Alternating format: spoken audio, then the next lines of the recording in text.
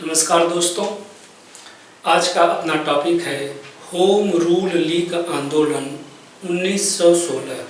कहने का मतलब ये है कि बाल गंगाधर तिलक एवं श्रीमती एनी बेसेंट के द्वारा 1916 के वर्ष से भारत के संपूर्ण भाग में लोगों के अंदर स्वशासन के संदर्भ में राजनीतिक चेतना को विकसित करने के लिए चलाया गया होम रूल लीग आंदोलन। तो इस चीज को थोड़ा सा समझने से पहले हम ये समझ लें कि उस समय जो है देश की कैसी परिस्थिति थी, जिसकी वजह से या देश की कैसी परिस्थिति थी या विश्व समुदाय में ऐसा कौन सी बातें हो रही थी जिसकी वजह से श्रीमती एनी बेसेंट एवं बाल गंगाधर तिलक को देश में स्वशासन संबंधित राजनीतिक चेतना विकास या विकसित करने की आवश्यकता महसूस हुई थी। तो जैसा कि हम जानते हैं कि जब 1905 से 1908 के वर्ष के दौरान आपका स्वदेशी आंदोलन बंगाल सहित संपूर्ण भारत में व्याप्त था, तो उस समय सरकारी दमन की वजह से किस प्रकार जो है स्वदेशी आंदोलन को बिल्कुल कुचल दिया गया था। जो बाल गंगाधर तिलक के जो भी सहयोगी थे, चाहे कृष्ण कुमार मित्र हों, अश्विनी कुमार दत्त हों या लाला लाजपत राय, अजीत सिंह, इन लोगों को निर्वासित कर दिया गया था। और दूसरी तरफ आपके अरविंद घोष एवं बिपिन चंद्र पाल, ये लोग ऐसे थे जो कि सक्रिय राजनीति से इन्होंने संन्यास ले लिया था। और खुद बाल गंगाधर तिलक जो है इन्हें 6 वर्ष की सजा हो गई थी। तो कहने का मतलब ये है कि गरम दल जो 1905 से 1908 के दौरान जिस स्वशासन को आगे बढ़ा रहा था, उसे पूरी तरह कुचल दिया गया था। तो परिस्थितियों में हम ये लिखें कि 1914-15 के वर्ष तक हम देखते हैं कि गरम दल इस समय बिल्कुल निष्प्रभावी जो है साबित हुआ होता है, या हम इसे ऐसे कह सकते हैं कि गरम दलीय नेता का अभाव।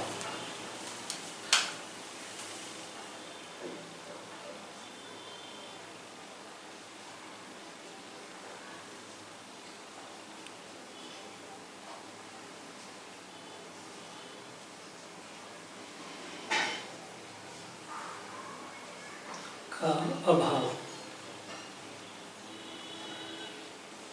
इसमें हम ये बताएंगे कि किस प्रकार जो है बाल गंगाधर तिलक को भी 6 साल की सजा हो गई थी। कृष्ण कुमार मित्र, अश्विनी कुमार दत्त, लाला लाजपत राय और आपके अजीत सिंह, इन्हें निर्वासित कर दिया गया था। और दूसरी तरफ बिपिन चंद्र पाल एवं अरविंद घोष जो है ये सक्रिय राजनीति से इन्होंने संन्यास ले लिया था। और दूसरी तरफ हम देखते हैं कि किस प्रकार नरम दलीय जो नेता थे उन्हें सरकार 1909 के संवैधानिक सुधारों का लालच देकर अपनी तरफ मिला ली थी। और हालांकि कालांतर में 1909 का जो संवैधानिक सुधार आया था उससे नरम दलीय कांग्रेस के नेता वे बहुत संतुष्ट नहीं हुए थे। उसका रीजन यह था कि 1909 के अधिनियम के तहत हम देखते हैं कि केंद्रीय विधायिका में फिर भी सरकारी बहुमत को बनाए रखा गया था। कहने का मतलब ये है कि यदि केंद्रीय विधायिका में राष्ट्रवादी नेता यदि उसमें चुन कर जाते थे और वे किसी सार्वजनिक मुद्दे पर कोई प्रस्ताव यदि पारित करते थे, देखिए 1909 के अधिनियम के तहत सार्वजनिक हित के विषयों पर प्रस्ताव पास करने का अधिकार दे दिया गया था, लेकिन इसके साथ साथ केंद्रीय विधानसभा में सरकारी बहुमत को यथावत बनाए रखा गया था। तो कहने का मतलब ये है कि जब भारतीय नेता इन विधायिकाओं में केंद्रीय विधायिका में जब वे चुन कर जाते थे और सार्वजनिक हित के मुद्दे पर कोई यदि प्रस्ताव पारित करना चाहते थे, जैसे मान लीजिए कि शिक्षा पर अधिक व्यय सरकार को करना चाहिए, या रेलवे की स्थापना भारतीय उद्देश्य से किया जाना चाहिए, या आयात कर अधिक से अधिक लगाया जाए ताकि स्वदेशी उद्योग धंधे उनका विकास किया जा सके, तो ऐसे किसी भी सार्वजनिक हित के विषयों पर यदि ये राष्ट्रवादी नेता उस प्रस्ताव को पास करने की कोशिश करते तो उसे सरकारी बहुमत की वजह से वह पास ही नहीं हो पाता था। और दूसरी बात, यदि मान लीजिए कि सरकारी बहुमत भी अगर इनके साथ हो गया और वो पास भी हो गया, तो उस फिर भी इस अधिनियम के द्वारा सरकार को यह अधिकार दिया गया था कि वे ऐसे किसी प्रस्ताव को माने या न माने। तो स्वाभाविक बात है, इस प्रकार की रणनीति से नरम दलीय नेता भी काफ़ी हतोत्साहित थे। और दूसरी तरफ हम ये भी जानते हैं कि 1909 के अधिनियम के तहत पृथक निर्वाचक मंडल का अधिकार मुसलमानों को दे दिया गया था। तो एक ऐसे समय में एक ऐसे समय में जब साम्राज्यवाद विरोधी आंदोलन को चलाने के लिए समाज के प्रमुख वर्गों को एक होने की जरूरत थी, ब्रिटिश रणनीतिकार इस प्रकार से राजनीतिक विभेद पैदा कर दिए थे। इन सभी चीज़ों से नरम दलीय नेता 1909 के संवैधानिक जो संशोधन हुआ था उससे वे नाराज थे। तो मैं दूसरे में ये लिखूं कि 1909 के अधिनियम से नरम दलीय नेता भी नाराज थे।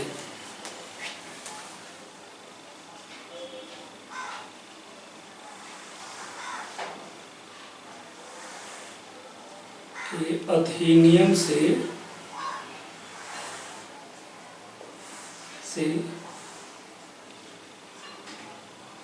नरम दलीय नेता नाराज थे।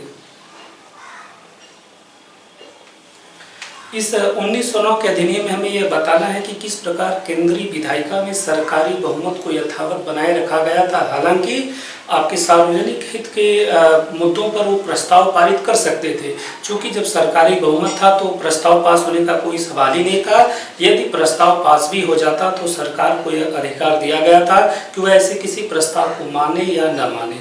और दूसरी तरफ की पृथक निर्वाचक मंडल का अधिकार मुसलमानों को दे दिए जाने से साम्राज्यवाद विरोधी आंदोलन में समाज के दोनों वर्गों को जब एक साथ चलने की आवश्यकता थी तो उसमें विभेद पैदा किया गया था अंग्रेजी रणनीतिकारों के द्वारा। और यदि अगर हम तीसरे की बात करें तो यह जो समय था प्रथम विश्व युद्ध का समय था। और इस समय हम देखते हैं कि बहुत से ऐसे राष्ट्र थे जिन्हें पिछले वर्षों से ही डोमिनियन स्टेटस का दर्जा मिल गया था। कहने का मतलब यह है कि ब्रिटिश साम्राज्यवादी घेरे में लोगों को स्वशासन का अधिकार दे दिया गया था, लोगों को सरकार बनाने का अधिकार दे दिया गया था। जैसे अगर मैं कुछ देशों का नाम लूं, जैसे आपका कनाडा हो गया, ऑस्ट्रेलिया हो गया, न्यूजीलैंड हो गया, दक्षिण अफ्रीका हो गया। और आयरलैंड में ऐसी मांग चल रही थी कि उन्हें स्वशासन का अधिकार दे दिया जाए। तो कहने का मतलब सिर्फ इतना है कि इस समय तक विभिन्न देशों को ब्रिटिश साम्राज्यवादी घेरे में स्वशासन का अधिकार दे दिया गया था। तो स्वाभाविक बात है, ये सब ऐसी चीजें थी जिसकी वजह से चाहे बाल गंगाधर तिलक हो या एनी बेसेंट हो, इनके अंदर ऐसी भावना आ रही थी कि हमें भी अपने देश में इस प्रकार की राजनीति या इस प्रकार की राजनीतिक चेतना लोगों के अंदर पैदा करने की आवश्यकता है। तो तीसरे में मैं ये लिखूं कि अन्य देशों को आप स्वशासन का अधिकार इन्हें मिला था। अन्य देशों में हमें ये दिखाना है कि ऑस्ट्रेलिया हो, न्यूजीलैंड हो, कनाडा हो, दक्षिण अफ्रीका हो, इन्हें स्वशासन का अधिकार ब्रिटिश साम्राज्यवादी घेरे में मिल चुका था। और दूसरी तरफ आयरलैंड में भी ऐसे स्वशासन की मांग चल रही थी। तो भारतीयों में भी इस प्रकार की चेतना विकसित करने के लिए एनी बेसेंट एवं बाल गंगाधर तिलक वो ऐसा प्रयास कर रहे थे कि हम भी कुछ इस तरीके की मांग ब्रिटिश शासन से करें। तो तीसरे में हम ये लिखें कि कुछ देशों को स्वशासन का अधिकार मिला था।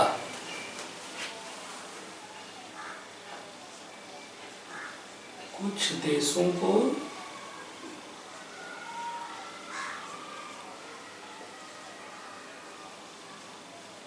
स्वशासन का अधिकार मिला था। चौथा, और हम देख रहे हैं कि आयरलैंड के आंदोलनकारी भी कुछ इसी तरीके की होम रूल की मांग कर रहे थे कि उन्हें भी स्वशासन का अधिकार दिया जाए। तो ऐसी स्थिति में भारतीय नेताओं के अंदर यह विश्वास पैदा हुआ था कि उन्हें भी अपने देश में कुछ ऐसी ही आंदोलन चलाने की जरूरत है। तो चौथे में मैं ये लिखूं कि आयरलैंड के आंदोलनकारी भी कुछ इसी तरीके की मांग कर रहे थे।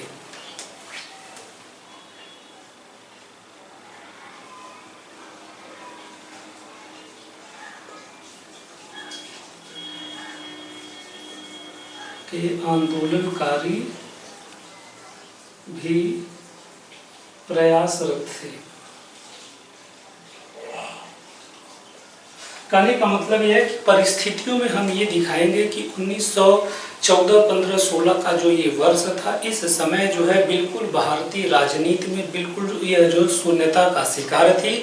ऐसी स्थिति में चूंकि प्रथम विश्व युद्ध का यह टाइम भी था और ऐसी स्थिति में यह आवश्यक था कि जो है भारत में स्वशासन की मांग को आगे बढ़ाया जाए। और दूसरी तरफ विश्व समुदाय में भी कुछ ऐसी घटनाएं हुई थी जिससे चाहे बाल गंगाधर तिलक हो या आपके जो है एनी बेसेंट हो, ये ऐसे लोग थे जो कि इस प्रकार की मांग को आगे जो है बढ़ाना चाहते थे। अब उद्देश्य, अब थोड़ा सा हम इसमें ये समझें कि चाहे एनी बेसेंट हो चाहे बाल गंगाधर तिलक हो, वे किस स्वशासन की बात कर रहे थे। देखिए, हम पिछली बार पढ़े थे कि किस प्रकार स्वदेशी आंदोलन के दौरान बाल गंगाधर तिलक जिस स्वशासन की बात कर रहे थे उसमें भी पूरी तरीके से न ही किसी ब्रिटिश साम्राज्यवादी घेरा, न ही किसी ब्रिटिश निष्ठा और न ही किसी ब्रिटिश आचार विचार वेशभूषा शिष्टाचार ब्रिटिश प्रभाव ब्रिटिश संरक्षण इत्यादि से वे संबंध तोड़ने की बात कर रहे थे। लेकिन अब इस समय ऐसी बात जो है 1916 के वर्ष तक चाहे बाल गंगाधर तिलक हो चाहे एनी बेसेंट हो, वे जो है ब्रिटिश साम्राज्यवादी घेरे में ही रहकर जो है स्वशासन की मांग कर रहे थे। उनका मूल उद्देश्य सिर्फ इसलिए था कि कांग्रेस का जो नरम दलीय जो धड़ा था वह जो है तिलक से नाराज न हो और न ही जो है आपके ब्रिटिश शासन तिलक पर कोई दमनात्मक कार्रवाई करे। तो फिलहाल उद्देश्य में हम ये लिखेंगे कि जो बाल गंगाधर तिलक थे या एनी बेसेंट थी, इनका मूल उद्देश्य यह था कि ब्रिटिश साम्राज्यवादी घेरे में भारत को स्वशासन का अधिकार मिल जाए। तो मान लें कि अगर हम जो है यह जो है ब्रिटिश साम्राज्यवादी घेरा है, यह इसे हम लिखते हैं ब्रिटिश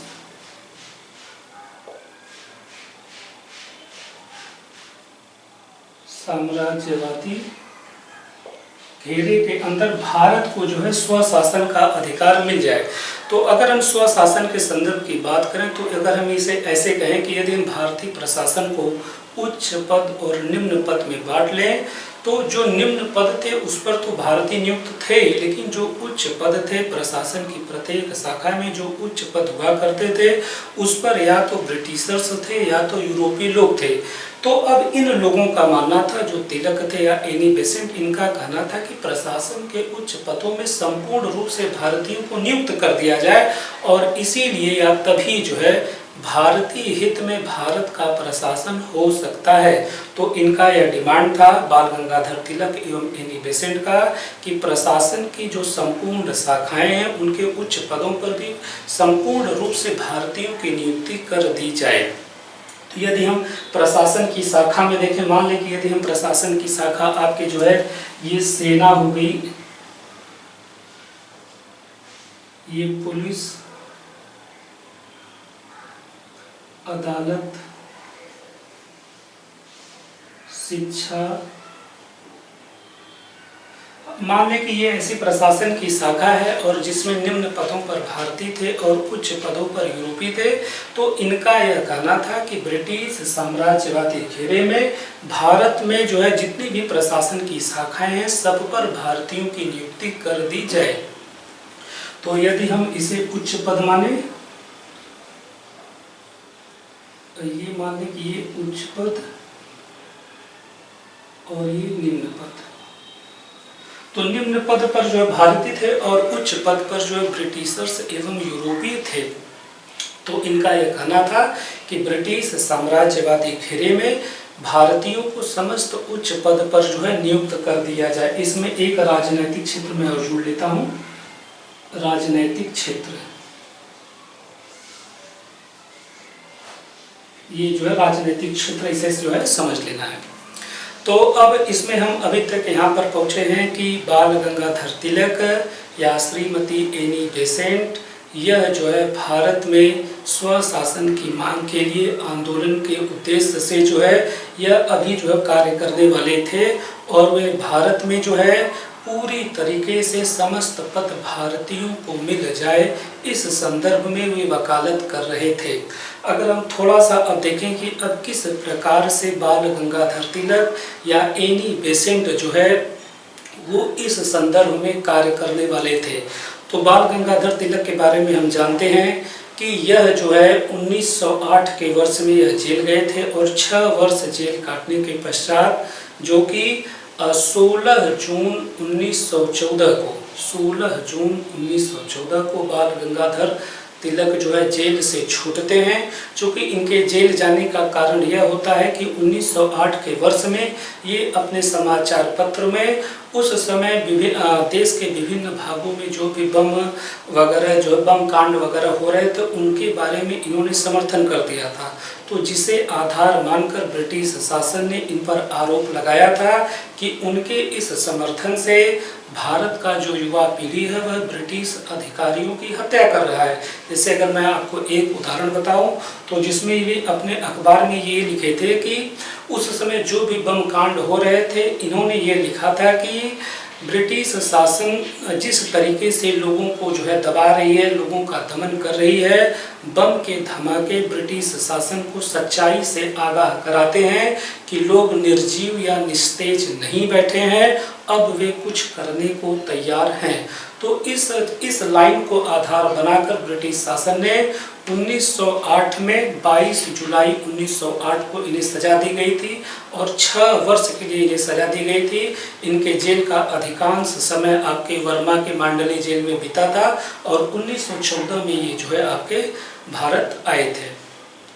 तो यहाँ पर वो आते हैं तो इनका मूल उद्देश्य यह होता है कि इनकी जो भी पुरानी बातें थी उनमें ये नरम रुख अपनाते हैं। मूल उद्देश्य यह होता है कि किसी तरीके से कांग्रेस के नरम दलीय जो नेता थे उन्हें प्रभावित किया जा सके या ब्रिटिश शासन जो कि तिलक पर जो है संकी की दृष्टि डाली हुई है उसे कम किया जाए। तो तिलक आते ही यह घोषणा करते हैं कि चूंकि यह प्रथम विश्व युद्ध का टाइम था तो भारतीयों से वे अपील करते हैं कि इस विपत्ति काल में भारतीयों का यह कर्तव्य है कि वह ब्रिटिश शासन की वह सहायता करे। चूंकि युद्ध चल रहा था, ऐसी स्थिति में हमारा यह कर्तव्य है कि हम ब्रिटिश शासन की सहायता करें।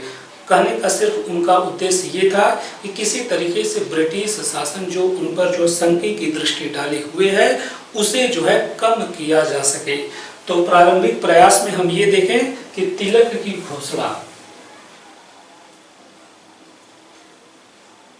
तिलक की घोषणा में इनका पहला अंश ये रहता है कि भारतीयों का कर्तव्य है कि इस विपत्ति काल में ब्रिटिश शासन की सहायता की जाए। मूल उद्देश्य सिर्फ इतना है कि कालांतर में जो भी राजनीतिक आंदोलन चलाने वाले थे उसमें किसी भी प्रकार की कोई अड़चन न आए। तो पहले में हम ये लिखे कि भारतीयों का कर्तव्य है कि ब्रिटिश शासन की सहायता करें। चूंकि यह प्रथम विश्व युद्ध का टाइम था, जो भारतीयों का कर्तव्य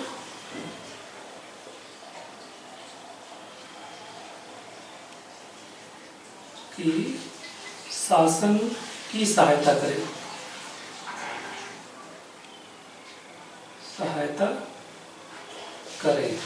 दूसरा, और वे ये भी घोषणा करते हैं कि देश में कहीं भी यदि हिंसात्मक गतिविधियां हो रही हैं तो उनको जो है तिलक की विचारधारा से बिल्कुल विपरीत है और इन हिंसात्मक गतिविधियों से भारत के राजनीतिक विकास की प्रक्रिया धीमी भी हुई है। कहने का मतलब दूसरे घोषणा में ये जो है ये बोलते हैं कि उनका हिंसा में बिल्कुल भी विश्वास नहीं है। देखिए, हिंसा में तो इनका पहले भी विश्वास नहीं था, लेकिन इस समय जो है ये जानबूझकर इसलिए बोल रहे हैं ताकि जो है ब्रिटिश शासन उन पर किसी भी प्रकार से जो है दमनात्मक कार्रवाई न करे। तो हिंसा पर जो है विश्वास नहीं। देखिए, 1905 से 1908 के दौरान तिलक जिस प्रकार के स्वशासन की मांग कर रहे थे कि किसी भी प्रकार की ब्रिटिश निष्ठा नहीं, ब्रिटिश संरक्षण नहीं, ब्रिटिश वेशभूषा, ब्रिटिश आचार विचार, तो उसमें वह उनका मूल उद्देश्य था कि भारत में हम इस प्रकार की जो है परिस्थितियां निर्मित कर देंगे कि ब्रिटिश शासन खुद यहाँ से चला जाए, हमें हिंसा की कोई जरूरत नहीं है। परंतु इस समय हम देख रहे हैं कि यह ब्रिटिश साम्राज्यवादी घेरे को स्वीकार कर रहे हैं। बस उनका उद्देश्य सिर्फ इतना था कि इस घेरे में भारतीय लोग अपना शासन खुद करें। और अगली बात जो है कि तीसरा कि वही कि जो इनका उद्देश्य है कि ब्रिटिश साम्राज्यवादी घेरे में भारत को स्वशासन का अधिकार मिले। देखिए, कांग्रेस ने 1905 के अधिवेशन, बनारस अधिवेशन, गोपाल कृष्ण गोखले उसकी अध्यक्षता किए थे। वहां भी कांग्रेस ने स्वशासन की मांग की थी। और इसी तरीके से 1906 में कलकत्ता अधिवेशन दादा भाई नौरोजी की अध्यक्षता में हुआ था। वहां भी कांग्रेस ने स्वशासन की मांग की थी, स्वराज्य की मांग की थी। वह ब्रिटिश साम्राज्यवादी घेरे में स्वशासन की मांग थी। तो कुछ उसी तरीके की स्वशासन की मांग बाल गंगाधर तिलक अब कर रहे हैं। तो उनका उद्देश्य ये था कि कांग्रेस के नरम दली नेता उनसे संतुष्ट रहे, या जो है तिलक की जो भी नीतियां हैं वह कांग्रेस की परंपरागत नीतियों से मेल खाए। तो हम यहाँ लिखें कि स्वशासन का उद्देश्य, स्वशासन का उद्देश्य। चूंकि बाल गंगाधर तिलक जिस प्रकार के स्वशासन की मांग कर रहे थे, सबसे बड़ी जरूरत यह थी कि कांग्रेस जो है तिलक और उनके अनुयायियों को किसी भी तरीके से अपने संगठन में शामिल करे। उसका सबसे बड़ा यह रीजन था कि हम जानते हैं कि किस प्रकार 1885 में कांग्रेस की स्थापना हुई थी और एक लंबे समय काल तक कांग्रेस साम्राज्यवादी विरोधी संघर्ष जो है उसने जिस तरीके से किया था, लोगों के अंदर कांग्रेस के प्रति काफी विश्वास हो चला था। तो ऐसी स्थिति में तिलक का यह विश्वास था कि वो कालांतर में जो भी राजनीतिक गतिविधि या जो भी होम रूल लीग आंदोलन चलाने वाले थे, उस पर यदि कांग्रेस की राजनीतिक मुहर लग जाती है तो इससे उनके आंदोलन को काफी जो है उसका सकारात्मक प्रभाव पड़ेगा। तो तिलक का यह पूरा प्रयास रहता है कि कांग्रेस संगठन तिलक को और उनके अनुयायियों को जो है अपने अंदर ले, वह उन्हें जो संगठन में शामिल करे। तो अभी जो है दूसरे पे हम ये लिखें कि तिलक का प्रयास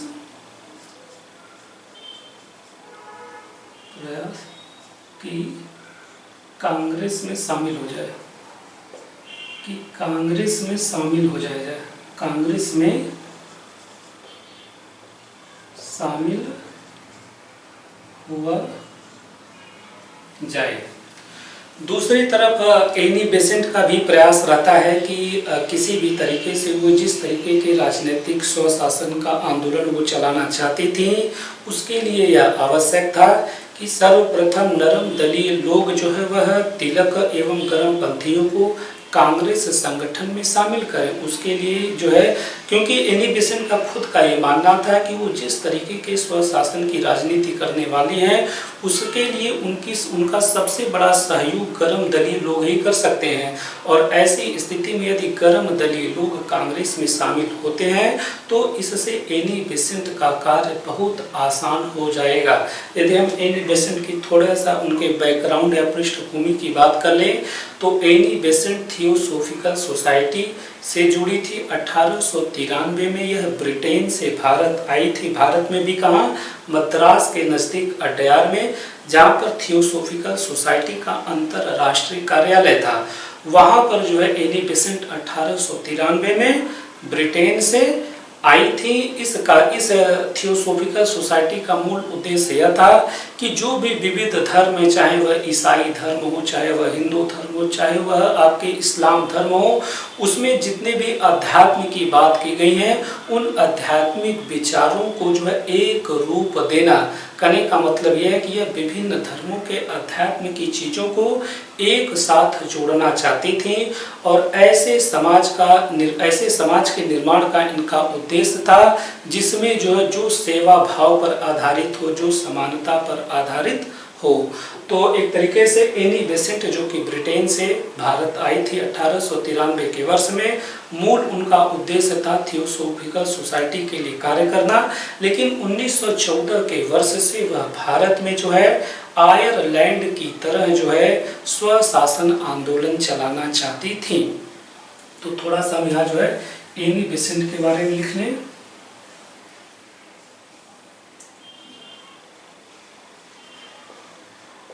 एनी बेसेंट 1893 में भारत आती हैं और जो है 1907 में यह थियोसॉफिकल सोसाइटी की अंतरराष्ट्रीय अध्यक्षा भी बन जाती हैं। 1907 में सोसाइटी की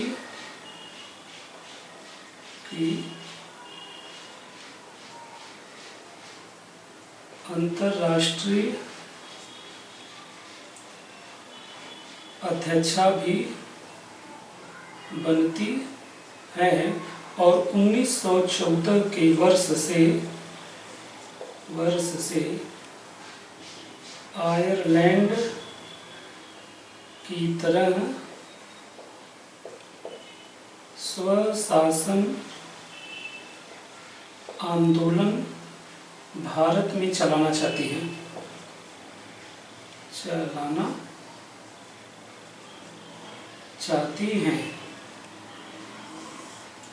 तो इसमें हम ये देख लें कि जो थियोसॉफिकल सोसाइटी का मुख्य कार्य क्या था कि विश्व के जो विभिन्न धर्म हैं उनके जो आध्यात्मिक विचारों को एक रूप देना और एक ऐसे समाज का निर्माण करना जो समानता पर आधारित हो, सेवा भाव पर आधारित हो और जो है आपकी सहिष्णुता पर आधारित हो। और 1907 तक यह जो थियोसॉफिकल सोसाइटी की अंतर्राष्ट्रीय अध्यक्षा भी बन जाती हैं और 1914 के वर्ष से भारत में स्वशासन की राजनीति के लिए जो है यह प्रयासरत रहती हैं और ऐसी स्थिति में यह चाहती हैं कि तिलक और उनके अनुयायी किसी भी तरीके से कांग्रेस में शामिल हो जाए, क्योंकि इससे एनी बेसेंट के स्वशासन आंदोलन के लिए वह काफ़ी कारगर होगा। भारत में जिस तरीके से तिलक का प्रभाव है या गर्मपंथियों का प्रभाव है, एनी बेसेंट के आंदोलन के लिए वह काफ़ी जो है सफल रहेगा। तो देखिए अब इसी बीच जो है कांग्रेस का वार्षिक अधिवेशन 1914 में, कांग्रेस का वार्षिक अधिवेशन 1914 में मद्रास में होता है, जिसकी अध्यक्षता भूपेंद्र नाथ बसु करते हैं। तिलक और एनी बेसेंट का पूरा प्रयास रहता है कि इसी अधिवेशन में गर्मपंथियों को कांग्रेस में शामिल कर लिया जाए और जो तिलक का जो मूल उद्देश्य है स्वशासन चलाने का, स्वशासन आधारित आंदोलन चलाने का, एनी बेसेंट का जो उद्देश्य था कि स्वशासन आधारित आंदोलन चलाने के लिए उसका मंजूरी जो है वह कांग्रेस दे दे। तो हम इसमें ये अगला ये लिखें कि 1914 में मद्रास में भूपेंद्र नाथ बसु की अध्यक्षता में कांग्रेस का वार्षिक अधिवेशन होता है। इस अधिवेशन में एनी बेसेंट एवं बाल गंगाधर तिलक का यह प्रयास रहता है कि किसी भी तरीके से गर्मपंथियों को कांग्रेस में शामिल करा लिया जाए और कांग्रेस जो है वह तिलक एवं एनी बेसेंट के होम रूल आंदोलन को मंजूरी दे दे। लेकिन इसमें जो हम देखते हैं कि मद्रास अधिवेशन में इन दोनों कार्यों पर कोई भी जो है प्रगति नहीं होती है, न ही गर्मपंथियों को कांग्रेस में शामिल किया जाता है और न ही उनके होम रूल लीग को या होम रूल आंदोलन को कांग्रेस किसी भी स्तर पर कोई भी मान्यता देती है। तो यहाँ पर हम ये लिखें जो है कि दिसंबर 1914 में मद्रास में भूपेंद्र नाथ बसु की अध्यक्षता में कांग्रेस का वार्षिक अधिवेशन होता है, लेकिन तिलक और एनी बेसेंट गर्मपंथियों को कांग्रेस में शामिल कराने में नाकाम रहती हैं और न ही उनके होम रूल लीग आंदोलन को कोई मान्यता मिलती है। तो आपका जो दिसंबर 1914 मद्रास अध्यक्ष कौन है? भूपेंद्र नाथ बसु। और इसमें हम केवल ये लिख लें कि तिलक और एनी बेसेंट अपने प्रयासों में असफल। तिलक व बेसेंट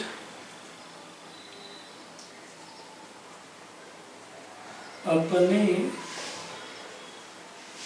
प्रयासों में असफल। देखिए, चाहे बाल गंगाधर तिलक हो, चाहे श्रीमती एनी बेसेंट, इनका मूल उद्देश्य सिर्फ इतना रहता है, यदि कांग्रेस जो है, कांग्रेस में ये शामिल हो जाते हैं और कांग्रेस उनके आंदोलन को यदि मुहर लगाती है तो इससे जनता के पास जाने में काफ़ी सहूलियत होगी, क्योंकि कांग्रेस उस समय तक भारतीय स्वतंत्रता आंदोलन को चलाने के लिए एक विशिष्ट वह चिन्ह बन गया था, जिसके प्रति लोगों में काफ़ी विश्वास था।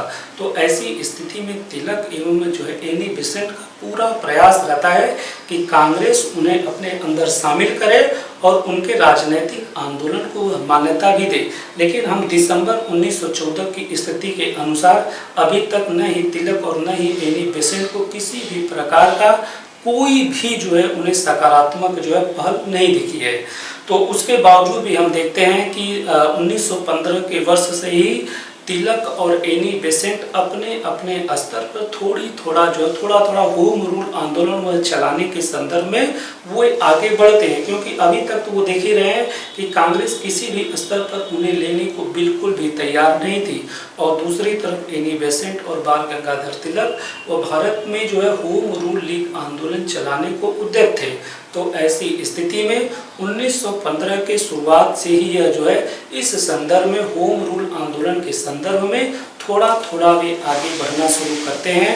हम देखते हैं कि किस प्रकार जो है एनी बेसेंट अपने समाचार पत्र न्यू इंडिया एवं कॉमनवेल्थ, एनी बेसेंट अपने समाचार पत्र न्यू इंडिया एवं कॉमनवेल्थ के माध्यम से वह भारतीयों में स्वशासन आधारित व राजनैतिक आंदोलन विकसित करने के लिए, लोगों में राजनीतिक चेतना विकसित करने के लिए, लोगों में जो है राजनीतिक बहस विकसित करने के लिए जो है अपने अखबारों में लगातार लेख लिखना शुरू करती हैं। तो यहाँ पर हम ये लिखें कि जो है आपका यहाँ अभी इस वाले कॉलम में लिखेंगे कि 1915 के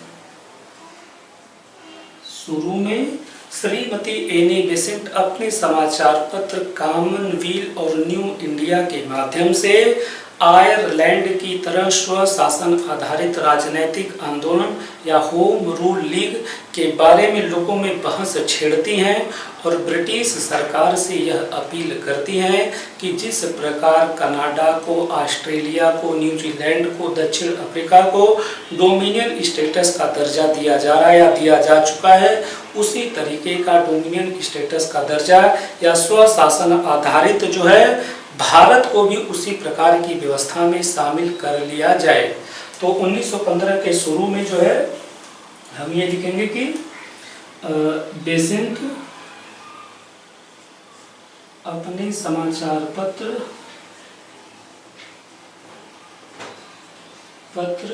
कॉमनवेल्थ और न्यू इंडिया के माध्यम से होम रूल आंदोलन के लिए लिखना प्रारंभ करती हैं, के लिए लिखना प्रारंभ करती हैं, क्योंकि उन्हें तो ये दिख ही रहा था कि कांग्रेस किस प्रकार 1914 के अंतिम समय तक भी उन्हें बिल्कुल भी जो है उनके आंदोलन को किसी भी प्रकार का सपोर्ट नहीं कर रही है और न ही गर्मपंथियों को वह अपने संगठन में ले रही है। तो ऐसी स्थिति में यह इनके लिए बिल्कुल आवश्यक हो गया था या इनके लिए अब जो है दूसरा कोई विकल्प भी नहीं बचा था कि वे अपने स्तर पर थोड़ा बहुत कार्य करें। देखिए, इसमें हम थोड़ा सा जान लें कि अभी ये जो होम रूल लीग के बारे में कॉमनवेल्थ या न्यू इंडिया के माध्यम से जो भी कुछ लिख रही है बहुत थोड़े स्तर पर प्रयास होता है, क्योंकि वास्तविक प्रयास सितंबर 1916 में एनी बेसेंट का जो है वो चालू होगा। अभी क्या है कि अभी एक तरीके से इनका ये प्रयास है कि अपने स्तर पर धीरे धीरे आगे बढ़ा जाए और दूसरी तरफ कांग्रेस का जो है सहयोग लेने को जो है वे हमेशा तैयार थे, या जो है उनका प्रयास था कि कांग्रेस को भी मनाया जाएगा और अपने स्तर पर हम धीरे धीरे आगे भी बढ़ेंगे। और दूसरी तरफ हम देखते हैं कि आपके बाल गंगाधर तिलक भी 1915 के शुरुआती समय में ही पूना में अपने अनुयायियों का एक सम्मेलन बुलाते हैं और लोगों से यह अपील करते हैं कि हमारा उद्देश्य ये होना चाहिए कि महाराष्ट्र के गाँव में हम कांग्रेस की नीतियां, कांग्रेस के जो भी निर्णय हैं, कांग्रेस के जो भी उद्देश्य है, गांव वालों को हम परिचित कराएंगे। तो मूल उद्देश्य केवल तिलक का भी इतना ही रहता है कि कांग्रेस जो है बाल गंगाधर तिलक पर विश्वास करे। और ऐसी स्थिति में चूंकि कांग्रेस का भी उद्देश्य तो हम देखे रहे हैं कि 1905-1906 के बाद स्वशासन ही था, तो ऐसी स्थिति में इस स्वशासन से गांव वालों को परिचित कराने का बीड़ा महाराष्ट्र के ग्रामीण क्षेत्रों में जो है स्वशासन आधारित राजनीतिक चेतना विकसित करने के लिए बाल गंगाधर तिलक पूना में अपने अनुयायियों का एक सम्मेलन बुलाते हैं कि हम महाराष्ट्र के ग्रामीण क्षेत्रों में इस प्रकार की राजनीतिक चेतना विकसित करेंगे। तो दूसरे में हम ये लिखें कि तिलक द्वारा पूना में कार्यकर्ताओं का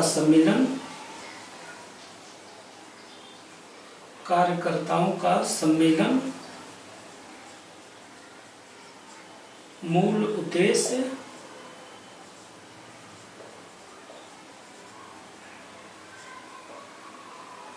कांग्रेस की नीतियां व उद्देश्य से ग्रामीणों को परिचित कराना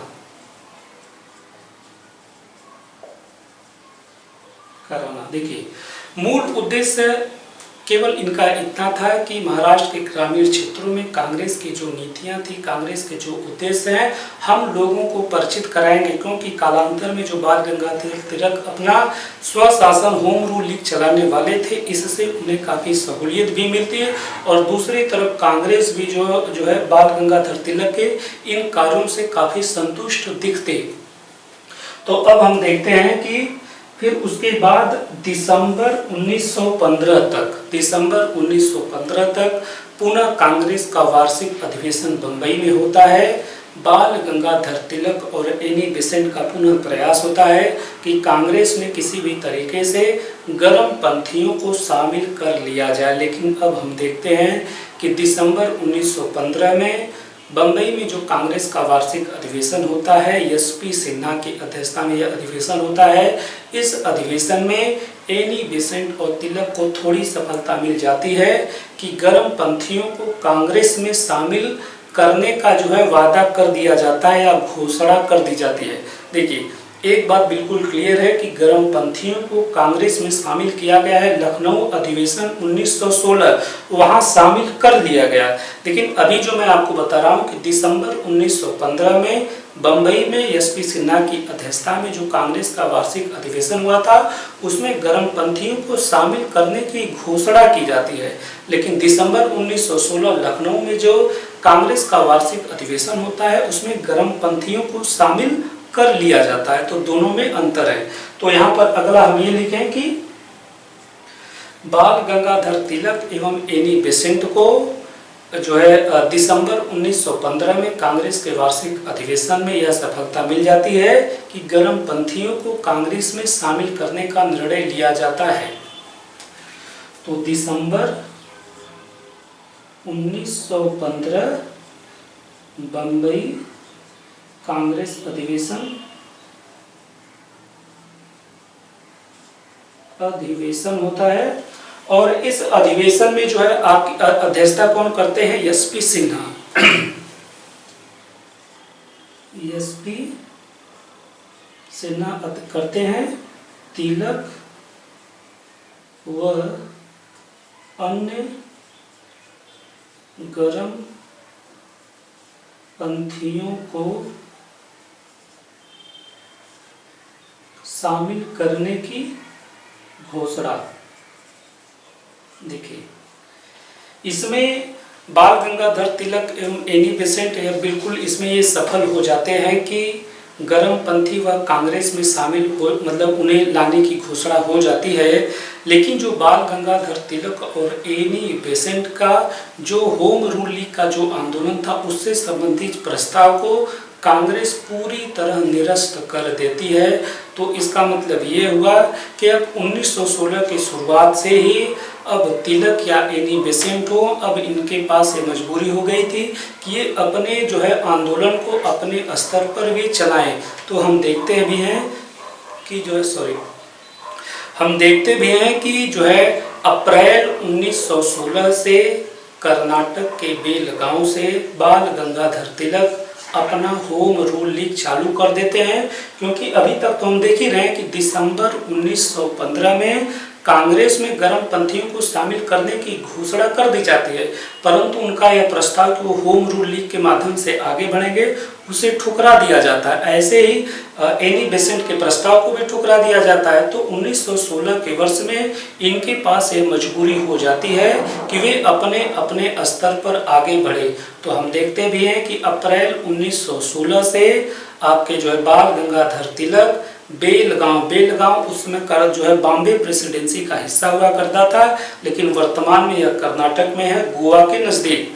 तो अप्रैल 1916 से बेलगांव से बाल गंगाधर तिलक अपने होम रूल लीग की जो है वह घोषणा कर देते हैं, उसका वो गठन कर देते हैं। और एनी बेसेंट सितंबर 1916 में मद्रास के समीप अडयार से वह अपने होम रूल लीग के गठन की घोषणा करते हैं।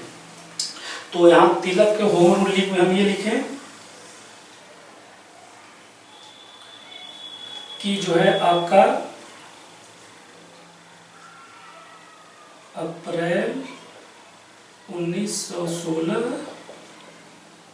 बेलगांव में जो है आपके तिलक के होम रूल लीग का गठन होता है और श्रीमती एनी बेसेंट के होम रूल लीग का गठन होता है सितंबर 1916 अडयार मद्रास। इसी अडयार मद्रास में जो थियोसोफिकल सोसाइटी में आपको बताया था, वहां पर जो है अंतरराष्ट्रीय कार्यालय था अडयार में, जो कि मद्रास के नजदीक है। थियोसोफिकल सोसाइटी का अंतरराष्ट्रीय कार्यालय था, यह 1882 में खुला था। तो हम देखते हैं कि सितंबर 1916 से आपके जो है एनी बेसेंट यह मद्रास के समीप अडयार से वे अपने होम रूल लीग आंदोलन का वो अपना जो है गठन कर देती है। अब इसमें एक प्रश्न यह है कि बाल गंगाधर तिलक एवं एनी बेसेंट ये एक साथ क्यों होम रूल लीग आंदोलन नहीं चलाए, वे क्यों अलग अलग टाइम पर जो है अपने होम रूल लीग का गठन करते हैं। तो उसके बारे में खुद एनी बेसेंट का यह कहना होता है कि तिलक के बहुत से ऐसे अनुयायी हैं जो कि एनी बेसेंट को पसंद नहीं करते, और ऐसे ही एनी बेसेंट के बहुत से अनुयायी हैं जो तिलक को पसंद नहीं करते, परंतु तिलक एवं एनी बेसेंट में कोई भी मतभेद नहीं था। तो इसलिए इनके पास मजबूरी होता है कि वे जो है अपने आंदोलन को अलग अलग आधार पर संगठित करें। और दूसरा प्रश्न ये था कि आपके जो है एनी बेसेंट सितंबर 1916 तक क्यों इंतजार की, जबकि बाल गंगाधर तिलक अप्रैल में ही अपना जो है वो होम रूल लीग का गठन कर देते हैं। तो उसके बारे में एनी बेसेंट का अभी भी प्रयास रहता है कि कांग्रेस संगठन जो है एनी बेसेंट का यह प्रयास की कुछ जो है इनके एनी बेसेंट के होम रूल लीग के लिए कांग्रेस कुछ सहायता करेगी, वे उसका इंतजार करती रहती हैं, परंतु कांग्रेस अकर्मण्य बनी रहती है। तो ऐसी स्थिति में सितंबर 1916 तक वो आते आते जो वो इंतजार खत्म करती हैं और अपना होम रूल लीग जो गठन कर लेती हैं। देखिए इनका जो है तिलक का होम रूल लीग जो कि अप्रैल 1916 में गठित हुआ था, और एनी बेसेंट का होम रूल लीग जो कि सितंबर 1916 में गठित हुआ था, ये अपने अपने क्षेत्रों को भी बांट लेते हैं।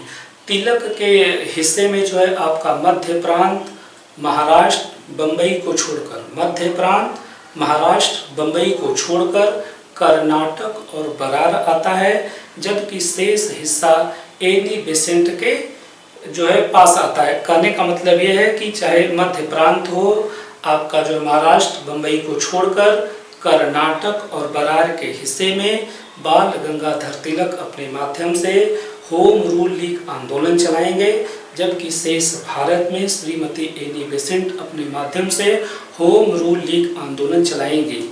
तो यहाँ से अगर मैं थोड़ा सा क्षेत्र लिख लूँ,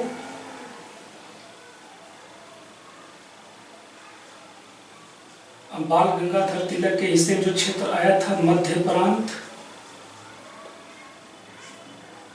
इसी तरीके से जो है महाराष्ट्र। इस महाराष्ट्र में हमें ये देखना है कि बंबई को छोड़कर, बंबई को छोड़कर, और इसी तरीके से कर्नाटक, कर्नाटक और जो है आपका बरार। देखिए ये बरार वाला जो हिस्सा, अगर आज की मैं बात करूं तो जो आज तेलंगाना का जो हिस्सा है, आपका जो है बिल्कुल पूर्वी जो महाराष्ट्र वाला हिस्सा है, वो बरार वाला रीजन उस समय था। तो हम देखते हैं कि बाल गंगाधर तिलक के हिस्से में मध्य प्रांत आता है, महाराष्ट्र आता है, बंबई को छोड़कर कर्नाटक आता है और बरार आता है। शेष भारत आपके जो है एनी बेसेंट के हिस्से में आता है। तो शेष भारत, शेष भारत क्षेत्र। अब इन दोनों क्षेत्रों में अपने अपने आधार पर बाल गंगाधर तिलक एवं श्रीमती एनी बेसेंट को होम रूल लीग आंदोलन चलाना था। तो हम देखते हैं कि किस प्रकार जो है बाल गंगाधर तिलक महाराष्ट्र के क्षेत्र में, चाहे आपका मध्य प्रांत का क्षेत्र हो, कर्नाटक का क्षेत्र हो, बरार का क्षेत्र हो, पूरे क्षेत्र में वह जो है दौरा करते हैं, होम रूल लीग का प्रचार करते हैं, लोगों के अंदर यह चेतना विकसित करते हैं कि यदि भारतीयों को स्वशासन का अधिकार मिल जाता है तो इससे भारत के लोग जो है भारतीय हित में जो है वह शासन करेंगे। क्योंकि अभी जिस तरीके से शासन चल रहा है, हम ब्रिटिश अर्थव्यवस्था के लिए अपनी अर्थव्यवस्था को जो है उस तरीके से ढाल रहे हैं, लेकिन जैसे भारत के लोगों को अपना शासन मिल जाएगा, वे खुद अपना शासन करने लगेंगे।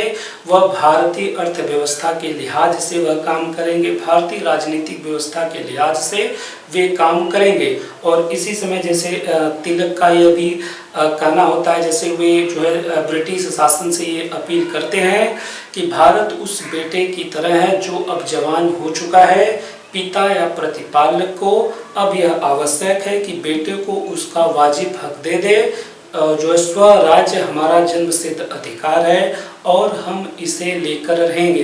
कहने का मतलब सिर्फ इतना है कि भारत स्वशासन के संदर्भ में अब वह चिर परिचित हो चुका है, उसे उसका अधिकार मिल जाना चाहिए। तो हम जो है तिलक के संदर्भ में देखिए विभिन्न क्षेत्रों का दौरा करके लोगों के अंदर राजनीतिक चेतना का भी विकास करते हैं। विभिन्न क्षेत्रों का दौरा करके लोगों के अंदर जो है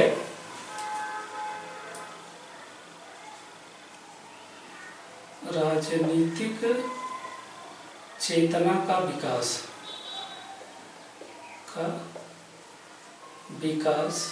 करते हैं। देखिए दूसरी बात कि वे अपने इस स्वशासन की मांग को, अपने इस होम रूल लीग की मांग को उस समय जो कि भाषाई आधार पर राज्यों की मांग हो रही थी या भाषाई आधार पर लोगों को शिक्षा देने की बात हो रही थी, उनके समर्थकों से भी जो है बाल गंगाधर तिलक उन्हें यह आश्वासन देते हैं कि जिस स्वशासन की वे मांग कर रहे हैं, इस प्रकार का स्वशासन यदि वह मिल जाता है तो खुद भारतीय हित में हम भाषाई आधार पर प्रांतों का गठन कर सकते हैं। लोगों को उनकी मातृभाषा में हम उन्हें साहित्यिक, वैज्ञानिक एवं तकनीकी शिक्षा दे सकते हैं। तो कहने का मतलब यह है कि अपने स्वशासन की मांग को बाल गंगाधर तिलक भाषाई आधार पर राज्यों के पुनर्गठन या भाषाई आधार पर शिक्षा व्यवस्था की बहाली इत्यादि से जोड़ देते हैं। कहने का मतलब यह है स्वशासन की मांग के दायरे को वो बढ़ाते जाते हैं। हम देखते हैं कि भाषाई आधार पर स्वतंत्रता के बाद भाषाई आधार पर राज्यों का पुनर्गठन भी होता है। 1914 में 7वें संविधान संशोधन अधिनियम द्वारा 14 जो है राज्यों का निर्माण भाषा के आधार पर ही होता है। और आंध्र प्रदेश जो कि 1953 में बना था, भाषा पर आधारित पहला राज्य बना था। तो इस समय 1916 के वर्ष में हम देख रहे हैं कि बाल गंगाधर तिलक इस प्रकार की मांग को जो है भाषाई आधार पर राज्यों की मांग या भाषाई आधार पर शिक्षा व्यवस्था की जो भी बहाली है उसे जो है वह अपने स्वशासन से जोड़ते हैं, ताकि इस स्वशासन की मांग का दायरा और जो है उसे बढ़ाया जा सके। दूसरा, स्वशासन की मांग को भाषाई आधार पर राज्यों की मांग व शिक्षा प्रणाली से जोड़ते हैं। मूल उद्देश्य ये रहता है कि अपने समर्थकों की भीड़ को बढ़ाया जा सके, अपने समर्थकों की संख्या को बढ़ाया जा सके।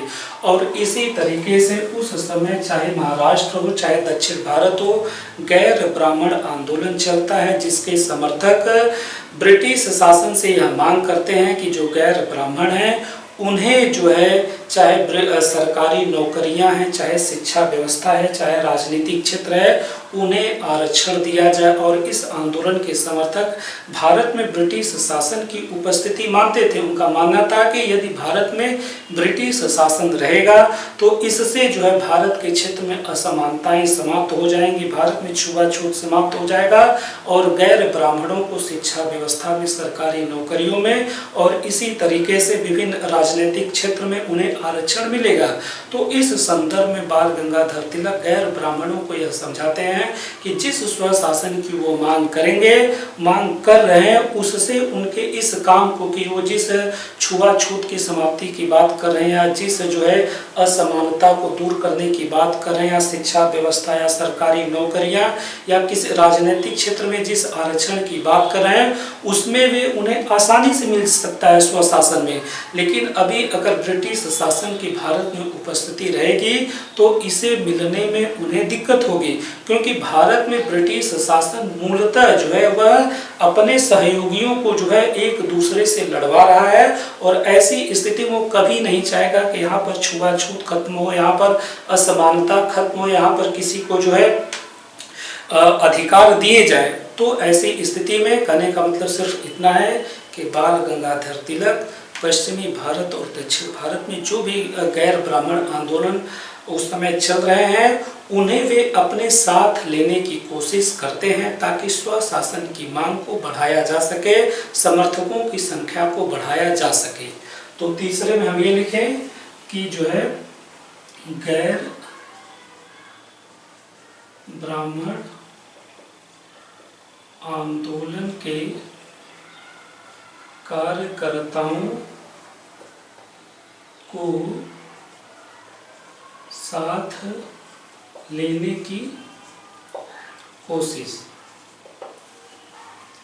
तो अभी तक हम इस स्थिति पर आकर पहुंचे हैं कि किस प्रकार बाल गंगाधर तिलक स्वयं जो है महाराष्ट्र के क्षेत्र का, मध्य प्रांत के क्षेत्र का, बरार का क्षेत्र के, कर्नाटक के क्षेत्र में वे दौरा करते हैं। गैर ब्राह्मण आंदोलन के जो अनुयायी हैं उनसे मिलते हैं और इसी तरीके से भाषाई आधार पर जो राज्यों की मांग करते हैं, भाषाई आधार पर शिक्षा व्यवस्था की बहाली की जो बात करते हैं, उनके साथ मिलकर अपने स्वशासन की मांग को वह जो है तेज करते हैं। तो स्वाभाविक बात है कि उनकी इन गतिविधि से, उनकी इस गतिविधि से ब्रिटिश सरकार का चिंतित होना लाजमी था। और हम देखते भी हैं कि जुलाई 1916 तक बाल गंगाधर तिलक को कारण बताओ नोटिस जारी कर दिया जाता है कि उनकी जो भी गतिविधि है क्यों न उनकी गतिविधि पर प्रतिबंध लगा दिया जाए और बाल गंगाधर तिलक से 60,000 रुपये मुचलका भरने को कहा जाता है कि आप जिस प्रकार की गतिविधि कर रहे हैं इसलिए आप पर यह जो है वो एक तरीके से आप पर यह आरोप लगाया कि 60,000 रुपये आपको जो है इस संबंध में भरना पड़ेगा। तो बाल गंगाधर तिलक के संबंध में मोहम्मद अली जिन्ना खुद जो है मुकदमा लड़ते हैं, लेकिन वह निचली अदालत में जो है यह मुकदमा हार जाते हैं। लेकिन नवंबर 1916 तक बॉम्बे हाई कोर्ट जो है तिलक को बरी कर देता है। तो अभी हम ये लिखें चौथे में कि ब्रिटिश सरकार बाल गंगाधर तिलक की गतिविधि को रोकने के लिए या उसका दमन करने के लिए इनसे 60,000 रुपये भरने को कहती है। जुलाई 1916 में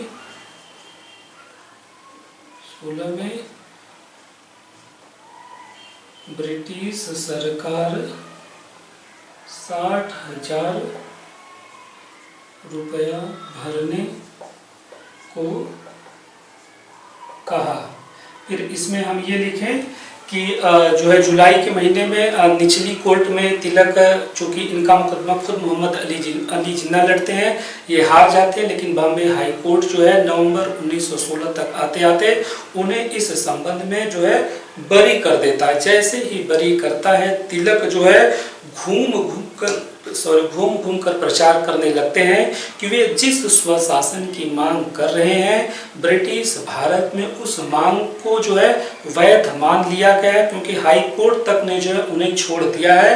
तो ऐसी स्थिति में हम देखते हैं कि इसी समय बाल गंगाधर तिलक के लीग की सदस्य संख्या बहुत तेजी से आगे बढ़ती है और बहुत तेजी से लोगों के अंदर यह जो है विश्वास पैदा होता है कि जिस स्वशासन की मांग बाल गंगाधर तिलक कर रहे हैं वह जायज है। और ऐसी स्थिति में हम देखते हैं कि अप्रैल 1917 तक जो है बाल गंगाधर तिलक के लीग की सदस्य संख्या जो है 14,000 हो जाती है।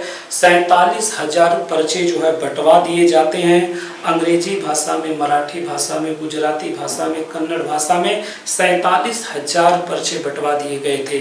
तो अगले में हम ये लिखें कि जो है नवंबर 1916 तक तिलक बरी। तो इसमें हम ये जरूर लिखेंगे कि किस प्रकार मोहम्मद अली जिन्ना तिलक के लिए जो है वो आपका जो वकालत करते हैं, परंतु वो हार जाते हैं। लेकिन नवंबर 1916 तक जो है आपके बॉम्बे हाई कोर्ट आपके जो है वह तिलक को जो है बरी कर देता है और तिलक जो है घूम घूम कर यह प्रचार करने लगते हैं कि जिस स्वशासन की वो मांग कर रहे हैं उसे ब्रिटिश सरकार ने मान लिया या वो जो है जायज है। तो ऐसी स्थिति में तिलक की लीग की सदस्य संख्या हम देखते हैं 14,000 हो जाती है। 47,000 पर्चे बढ़ जाते हैं। विभिन्न क्षेत्रों में लीग की शाखाएं भी खुल जाती हैं। हम देखते हैं कि मध्य प्रांत में उनकी लीग की एक शाखा खुलती है, महाराष्ट्र के क्षेत्र में लीग की एक शाखा खुलती है, बम्बई के क्षेत्र में भी लीग की एक शाखा खुल जाती है, कर्नाटक के भी क्षेत्र में एक लीग की शाखा खुल जाती है। अब बरार में लीग की 2 शाखाएं खुलती हैं। तो हम छठे में ये लिखें कि प्रचार कार्य तेज किए।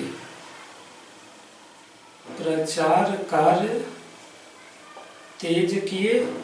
47,000 पर्चे, 6 शाखाएं, 47,000 पर्चे, 6,000 शाखाएं, 14,000 सदस्य।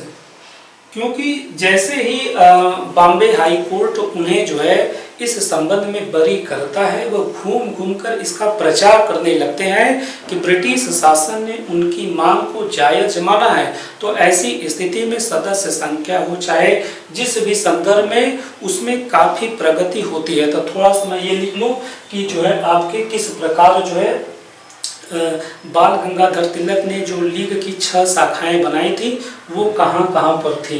तो मध्य प्रांत में आपकी लीग की एक शाखा रहेगी, महाराष्ट्र में भी एक रहेगी और बम्बई में भी जो है एक रहेगी और कर्नाटक में भी आपका एक रहेगा और बरार में आपका 2 रहेगा। लीग की 6 शाखाएं, बाल गंगाधर तिलक के लीग की 6 शाखाएं होती हैं। 47,000 पर्चे ये बांट देते हैं, 14,000 सदस्य संख्या हो जाती है। काफ़ी प्रगति इनकी हो जाती है। अब थोड़ा सा हम एनी बेसेंट के लीग के बारे में देखते हैं। तो जैसा कि हम एनी बेसेंट की लीग के बारे में जानते हैं कि सितंबर 1916 में एनी बेसेंट की लीग जो सितंबर 1916 में होम रूल लीग का एनी बेसेंट गठन करती हैं और संगठन का सचिव जॉर्ज अरुंडेल को बनाती हैं और इसके माध्यम से एनी बेसेंट खुद शेष भारत का वो दौरा करती हैं या जॉर्ज अरुंडेल खुद समाचार पत्र न्यू इंडिया या कॉमनवेल्थ के माध्यम से लोगों को राजनीतिक शिक्षा देते रहते हैं। तो इसमें हम ये लिखें जो है पहला कि जॉर्ज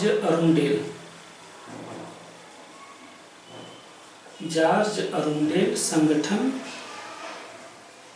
सचिव न्यू इंडिया के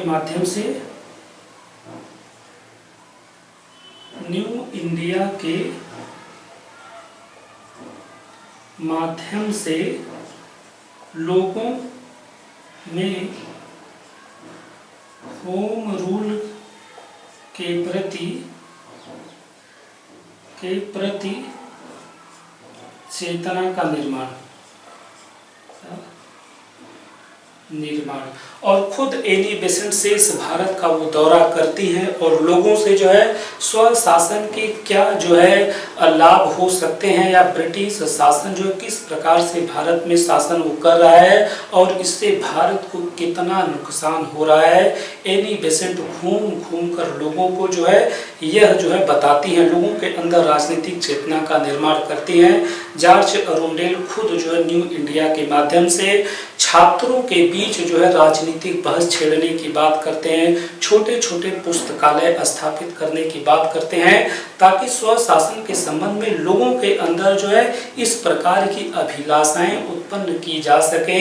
चंदा इकट्ठा करने की बात की जाती है, सामाजिक कार्य किए जाते हैं, तो स्वाभाविक बात है इसका प्रभाव जो है जो कि शेष भारत का जो क्षेत्र था उस पर काफी इसका प्रभाव हो रहा था। तो कार्यों में हम एक दूसरा ये लिख लें कि जो है पुस्तकालय की स्थापना,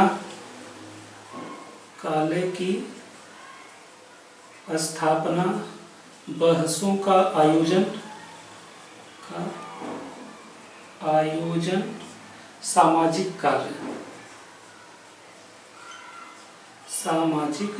कार्य।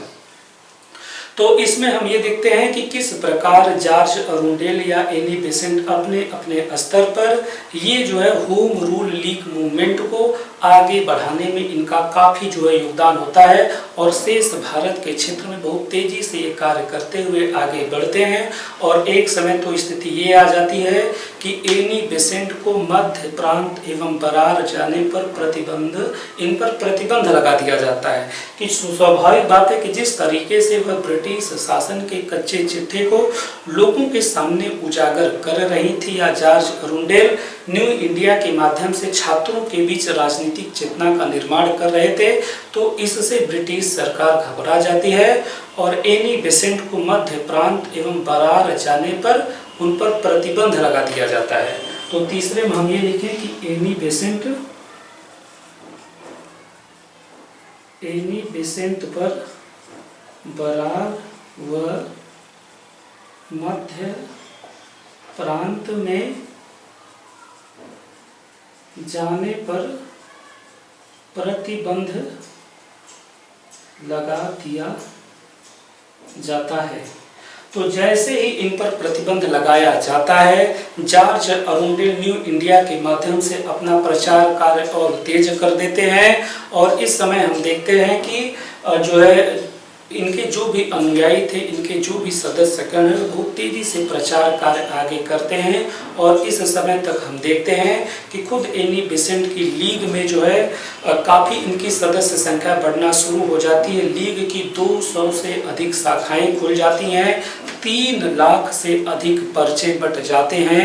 जवाहरलाल नेहरू इलाहाबाद से, बी चक्रवर्ती कलकत्ता से, जे बनर्जी कलकत्ता से ये एनी बेसेंट की लीग की सदस्यता ग्रहण करते हैं। तो चौथे में हम ये लिखें कि आपके लीग की 200 से अधिक शाखाएं। स्वाभाविक बात था कि इस प्रकार के प्रतिबंध से जैसे ही वे ब्रिटिश सरकार बाल गंगाधर तिलक या एनी बेसेंट पर कोई भी प्रतिबंध लगाती तो उसकी प्रतिक्रिया तुरंत आम जनों में होने लगती। तो लीग की 200 से अधिक शाखाएं, लीग की 200 से अधिक शाखा, 3 लाख पर्चा,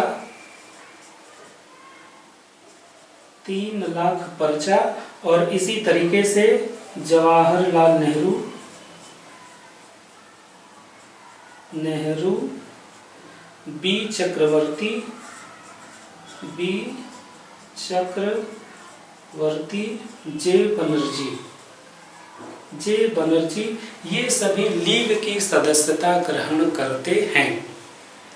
तो हम अभी तक इस स्थिति पर आ चुके हैं कि किस प्रकार जो है कांग्रेस जो है आपके जो आपके एनी बेसेंट या बाल गंगाधर तिलक के जो भी इनके होम रूल के प्रस्ताव को मंजूरी नहीं देती है, उसके बावजूद ये अपने अपने स्तर पर विभिन्न तरीके से जो है अपने क्षेत्र का ये बंटवारा करते हैं और लोगों के अंदर स्वशासन आधारित राजनीतिक चेतना का निर्माण करते हैं।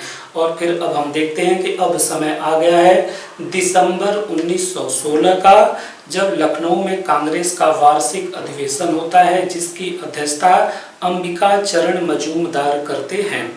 तो इस अधिवेशन से पहले इसकी तैयारी होती है। तो इस समय तक हम देखते हैं कि किस प्रकार से बाल गंगाधर तिलक या श्रीमती एनी बेसेंट संपूर्ण भारत में लोगों के अंदर राजनीतिक चेतना का निर्माण करते हैं। तो ऐसी स्थिति में कांग्रेस के बहुत से नरम दल के जो नेता थे, जो कि कांग्रेस की जो उसे कार्य करना चाहिए था वो नहीं कर रही थी, उससे वे नाराज थे। तो ऐसी स्थिति में ये सभी जो होम रूल आंदोलन के साथ जुड़ जाते हैं और उत्तर प्रदेश के गांवों में इस कांग्रेस अधिवेशन जो 1916 में लखनऊ में होने वाला था उसकी तैयारी के लिए लोगों में जो है इस अधिवेशन के बारे में चेतना का निर्माण करते हैं।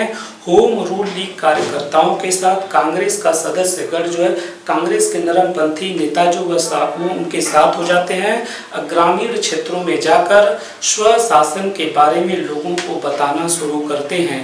तो हम ये देखेंगे कि लखनऊ अधिवेशन में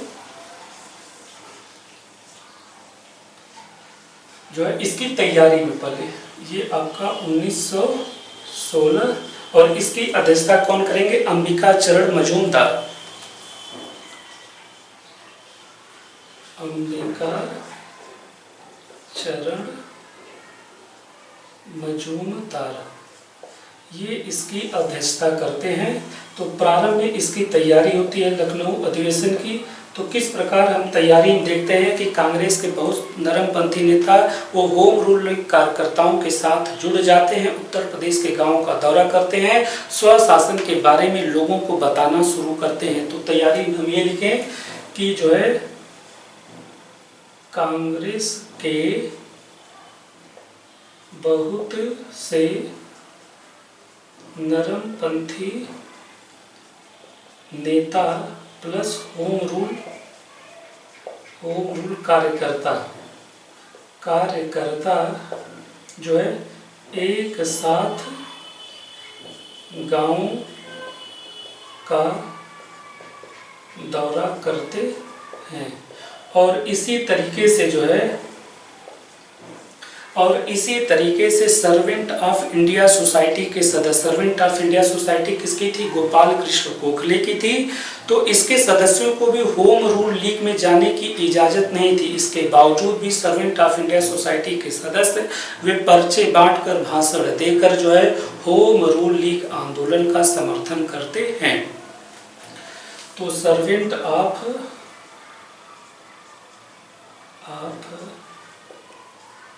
इंडिया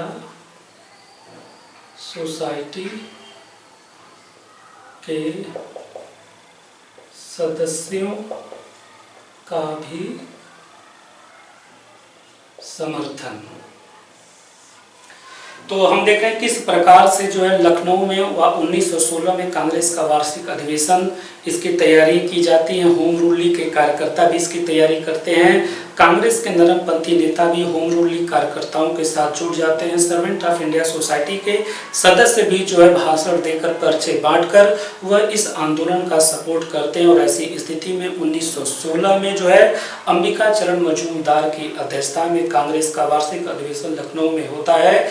इस अधिवेशन में हम देखते हैं कि 1915 के अधिवेशन में गर्मपंथियों को वापस लेने के लिए जो निर्णय लिया गया था, जो घोषणा की गई थी, इसमें जो है उसका क्रियान्वयन कर दिया गया। तिलक एवं गर्मपंथियों को जो है लखनऊ अधिवेशन में शामिल कर लिया गया। तो यहाँ भी लिखेंगे कि गर्मपंथियों को शामिल किया गया। दूसरी बात, और इस संदर्भ में हम खुद अंबिका चरण मजूमदार का जो है स्टेटमेंट देखते हैं। उनका खुद एक कहना था कि अब जो है भारतीय राजनीतिक जो भारतीय राष्ट्रीय जो संगठन है इसमें दोनों खेमे एक साथ आ गए हैं और जो है अलगाव उनकी पराजय थी और मिलन उनकी जीत है। तो कहने का मतलब यह है कि इस अधिवेशन के माध्यम से कांग्रेस का नरम दल और गरम दल एक साथ हो गया था। और दूसरी बात कि इसी अधिवेशन में हम देखते हैं कि कांग्रेस और मुस्लिम लीग का समझौता होता है। कांग्रेस और मुस्लिम लीग के समझौते में भी श्रीमती एनी बेसेंट और बाल गंगाधर तिलक का महत्वपूर्ण योगदान होता है, लेकिन इस समझौते का मदन मोहन मालवीय विरोध करते हैं। तो दूसरे में हम केवल इतना लिखें, कांग्रेस और मुस्लिम लीग का समझौता जिसे हम लखनऊ पैक्ट के नाम से भी जानते हैं, बाल गंगाधर तिलक एवं एनी बेसेंट का इसमें महत्वपूर्ण योगदान होता है, परंतु मदन मोहन मालवीय इस समझौते का विरोध करते हैं। तो दूसरे में हम लिखते हैं कि कांग्रेस मुस्लिम लीग का समझौता, और इसमें हम देखते हैं कि तिलक और एनी बेसेंट की महत्वपूर्ण भूमिका, परंतु मदन मोहन मालवीय इसका विरोध करते हैं। तो मदन मोहन मालवीय विरोध करते हैं। तो इस समझौते की यदि हम देख लें कि कांग्रेस और मुस्लिम लीग के बीच जो लखनऊ पैक्ट के नाम से भी जाना जाता है, तो इस समझौते में बस इतना रहता है कि 1909 के अधिनियम के द्वारा मुसलमानों को जो पृथक निर्वाचक मंडल का अधिकार दिया गया था, कांग्रेस ने उसे मान लिया था कि अब इस निर्वाचन अधिकार जो मुसलमानों को दिया गया है, कांग्रेस उसका बिल्कुल भी विरोध नहीं करेगी। और दूसरी बात यह कि कांग्रेस और मुस्लिम लीग ये दोनों जो है एक तरीके से और एक सोच के साथ ब्रिटिश शासन से संवैधानिक सुधारों की मांग करेंगे, क्योंकि इसके पहले कुछ ये होता था कि कांग्रेस अपने स्तर पर अपने तरीके से जो है वो संवैधानिक संशोधन की मांग कर रही थी और कुछ दूसरे तरीके से मुस्लिम लीग कुछ अलग संवैधानिक सुधारों की मांग कर रहा था। लेकिन लखनऊ पैक्ट 1916 के द्वारा कांग्रेस और मुस्लिम लीग इस बात पर सहमत होते हैं कि वे समान संवैधानिक सुधारों की मांग करेंगे। तो इसमें हम केवल दो धारा लिखेंगे कि पहले में हम ये लिखें कि पृथक निर्वाचक मंडल को स्वीकार, और दूसरे में हम ये लिखें कि समान संवैधानिक सुधारों की मांग, समान संवैधानिक सुधारों की मांग। इसमें थोड़ा सा ये जाने कि पृथक निर्वाचक मंडल का मतलब ये होता है यदि किसी समाज को पृथक निर्वाचक मंडल का अधिकार दिया गया, जैसे 1909 के तहत जो है मुसलमानों को दे दिया जाता है, 1919 के तहत सिखों को दे दिया जाता है, तो इसका मतलब ये होता है कि अगर मुसलमानों को पृथक निर्वाचक मंडल का अधिकार दिया गया है तो इसका मतलब ये है कि कोई एक विशेष क्षेत्र जहाँ पर केवल मुसलमान ही जो है उम्मीदवार होगा और मुस्लिम समाज के लोग ही केवल वोट देंगे, पृथक निर्वाचक मंडल का मतलब ये होगा। और तीसरी बात कि इसी अधिवेशन में तिलक एक प्रस्ताव रखते हैं कि कांग्रेस जो वर्ष में इसका जो सम्मेलन होता है जो ये निर्णय लेती है, इस निर्णय के क्रियान्वयन के लिए, इस निर्णय पर कार्य करने के लिए एक कार्यकारिणी का भी गठन किया जाए, ताकि वर्ष भर वह कांग्रेस की नीतियों को संपादित करते रहे, वह वर्ष भर काम करती रहे। परंतु तिलक के इस प्रस्ताव को जो है नामंजूर कर दिया जाता है। लेकिन हम जानते हैं किस प्रकार दिसंबर 1920 में नागपुर में कांग्रेस का जो वार्षिक अधिवेशन होता है, गांधी जी कुछ इसी तरीके का प्रस्ताव रखते हैं और उसे मान लिया जाता है। तो फिलहाल हम यहाँ केवल इतना लिखें कि तिलक का वह प्रस्ताव जो कि कांग्रेस कार्यकारिणी समिति के गठन करने से संबंधित होता है, जो कि कांग्रेस की नीतियों को वर्ष भर संपादित करती रहे, वर्ष भर उस पर कार्य करती रहे, उसे अस्वीकार कर दिया गया। तो बस केवल इतना लिखें कि तिलक के प्रस्ताव को ठुकराया गया।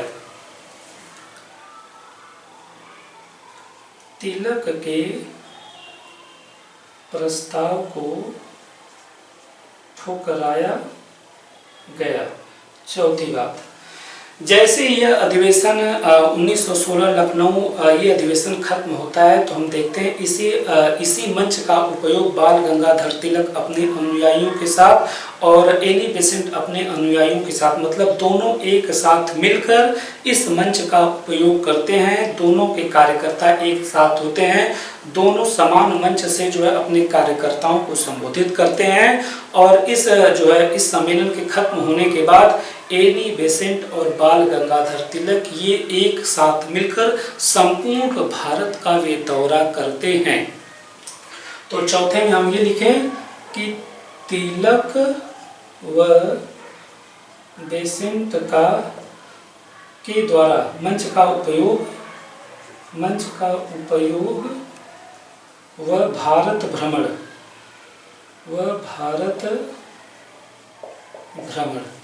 तो अभी तक हम ये देख रहे हैं किस प्रकार लखनऊ अधिवेशन के द्वारा मुस्लिम लीग को एक साथ ले लिया गया, गरम दल के लोग इसके साथ आ गए और खुद जो है एनी बेसेंट और आपके बाल गंगाधर तिलक के संपूर्ण भारत का दौरा कर रहे हैं। तो स्वाभाविक बात है कि इसकी प्रतिक्रिया ब्रिटिश शासन पर होती, अब वह दमन पर उतारू हो रही थी। तो अब हम सरकारी जो है इसके संदर्भ में देखते हैं कि इस संदर्भ में हम ये देखते हैं कि जो है मद्रास की सरकार सबसे पहले दमन पर उतारू होती है। मद्रास के क्षेत्र में जो स्कूली छात्र होते हैं उन पर यह प्रतिबंध लगा दिया जाता है कि आपको किसी भी राजनीतिक बहस में भाग नहीं लेना है, क्योंकि इस क्षेत्र में हम देखते हैं कि Annie Besant, George Arundale, BP Wadia, CP Ramaswamy Iyer ये ऐसे लोग थे जो कि बहुत तेजी से प्रचार कार्य स्वशासन के संदर्भ में करते हैं। तो मद्रास सरकार इससे घबरा जाती है और हम देखते हैं कि वह छात्रों को प्रतिबंध कर देती है कि वो किसी भी राजनीतिक आंदोलन में या किसी भी राजनीतिक बहस में वे न जाएं। तो सरकारी दमन में हम पहला ही लिखें कि मद्रास सरकार छात्रों पर प्रतिबंध लगाती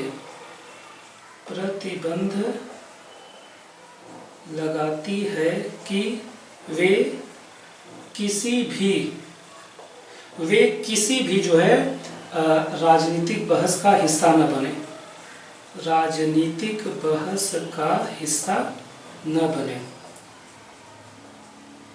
हिस्सा न बने। दूसरी तरफ और इसी समय हम देखते हैं कि जून 1917 में any Besant, George Arundale, BP Wadia को गिरफ्तार कर लिया जाता है। जून 1917 में मद्रास सरकार एनी बेसेंट, बीपी वाडिया एवं जॉर्ज अरुंडेल को गिरफ्तार करती है।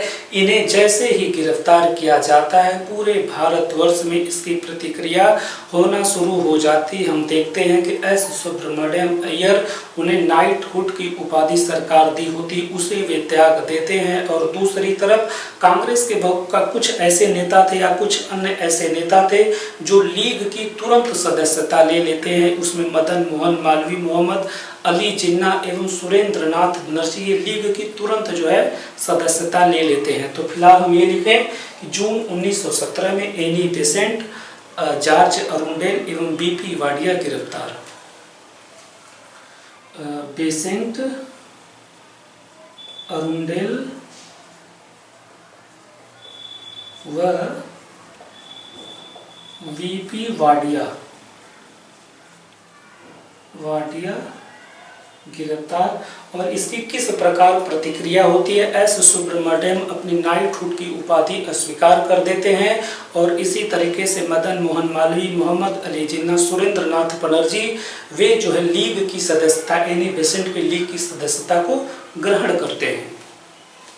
तो तीसरा में हम ये लिखें कि सुब्रमण्यम अय्यर ने नाइटहुड की उपाधि त्याग दी।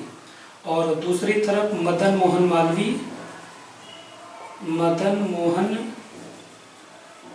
मालवी, जिन्ना व आपके सुरेंद्रनाथ बनर्जी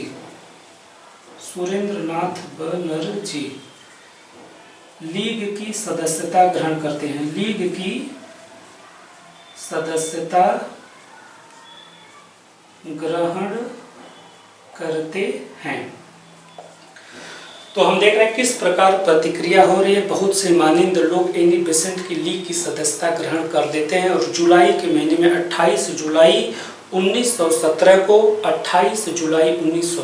को कांग्रेस की एक बैठक में तिलक एक प्रस्ताव लाते हैं कि यदि एनी बेसेंट, जॉर्ज अरुंडेल एवं वीपी वाडिया को रिहा नहीं किया जाता है तो कांग्रेस जो है वह शांतिपूर्ण असहयोग चलाएगी, शांतिपूर्ण असहयोग आंदोलन चलाएगी। बाल गंगाधर तिलक 28 जुलाई 1917 में कांग्रेस की एक बैठक में यह प्रस्ताव लाते हैं कि यदि ब्रिटिश सरकार एनी बेसेंट, जॉर्ज अरुंडेल एवं वीपी वाडिया को रिहा नहीं करती है तो वह सरकार के खिलाफ शांतिपूर्वक असहयोग आंदोलन चलाएंगे। शांतिपूर्वक असहयोग आंदोलन से तात्पर्य है कि ब्रिटिश सरकारी नौकरियों में, ब्रिटिश शिक्षण व्यवस्था में, ब्रिटिश अदालतों का सभी का हम बहिष्कार करेंगे, ब्रिटिश उपाधियों का हम बहिष्कार करेंगे और न ही जनता इन संस्थाओं में जाएगी, ब्रिटिश राजनीतिक संस्थाओं तक का भी हम बहिष्कार करेंगे। इस प्रस्ताव को जो है बाल गंगाधर तिलक 28 जुलाई 1917 को कांग्रेस की एक बैठक में रखते हैं। तो इस प्रस्ताव को इसके बाद जो है कांग्रेस की विभिन्न प्रांतीय समितियों में भी भेज दिया जाता है। तो हम देखते हैं कि मद्रास प्रांतीय समिति और बरार प्रांतीय समिति वे तुरंत इस मुद्दे पर कार्य करने के लिए उत्सुक रहती कि तुरंत हम शांतिपूर्वक असहयोग चलाएंगे, लेकिन विभिन्न अन्य जो प्रांतीय समितियां थी वे थोड़ा इंतजार करने के मूड में थी। तो अगले में हम ये लिखें कि 28 जुलाई 1917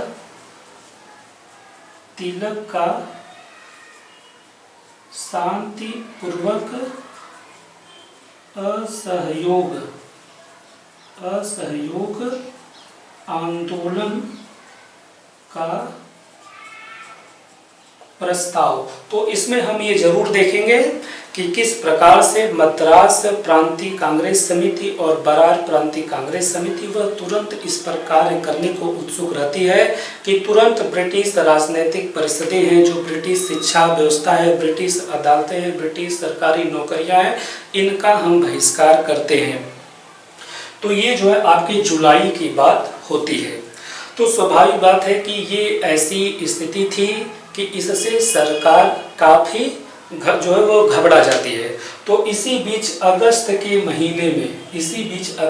महीने में जो है हम देखते हैं कि ब्रिटिश सरकार का रुख जो है समझौतावादी हो जाता है। अगस्त के महीने में हाउस ऑफ कॉमन्स में, ब्रिटिश हाउस ऑफ कॉमन्स में लॉर्ड मॉन्टेग्यू जो है वह भारत की नीति की अपनी घोषणा करते हैं। तो कहने का मतलब ये है कि इतना प्रेशर ब्रिटिश शासन पर हो रहा था जिसकी वजह से लॉर्ड मॉन्टेग्यू 20 अगस्त 1917 को भारत नीति से संबंधित अपनी घोषणा करते हैं। और हम देखते हैं अगस्त के बाद सितंबर महीने में एनी बेसेंट को छोड़ दिया जाता है। तो पांचवें में हम ये लिखें कि 20 अगस्त 1917 को मॉन्टेग्यू की घोषणा कहां पर, हाउस ऑफ कॉमन्स में, और आपकी जो है सितंबर महीने में एनी बेसेंट को छोड़ दिया गया। सितंबर 1917 में एनी बेसेंट को छोड़ दिया गया।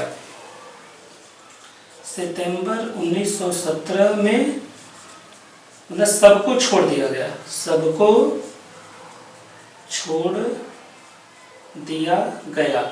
और हम देखते हैं कि इस प्रकार दिसंबर 1917 में बाल गंगाधर तिलक के प्रस्ताव पर एनी बेसेंट को कलकत्ता कांग्रेस अधिवेशन की अध्यक्षता दे दी गई। दिसंबर 1917 में कलकत्ता कांग्रेस अधिवेशन की अध्यक्षता बाल गंगाधर तिलक के प्रस्ताव पर एनी बेसेंट को दे दिया गया। तो सातवें में हम ये लिखें कि तिलक के प्रस्ताव पर दिसंबर 1917 कलकत्ता कांग्रेस अधिवेशन की अध्यक्षता बेसेंट बनी, एनी बेसेंट जो है नियुक्त हो गई। तो हम देख रहे हैं किस प्रकार इस एनी बेसेंट, जॉर्ज रुंडेल एवं बीपी वाडिया की गिरफ्तारी के बाद जो है विभिन्न स्थानों पर जो प्रतिक्रिया होना शुरू होती है और अंततः ब्रिटिश शासन समझौतावादी रुख अपनाती है और 20 अगस्त 1917 को लॉर्ड मॉन्टेग्यू ब्रिटिश संसद के हाउस ऑफ कॉमन्स में भारत नीति से संबंधित अपनी घोषणा करते हैं। अब थोड़ा सा हम ये जान लें कि जो लॉर्ड मॉन्टेग्यू 20 अगस्त 1917 को घोषणा किए थे, उस घोषणा के प्रमुख अंश क्या थे। तो जैसे कि हम यहाँ लिखते हैं कि 20 अगस्त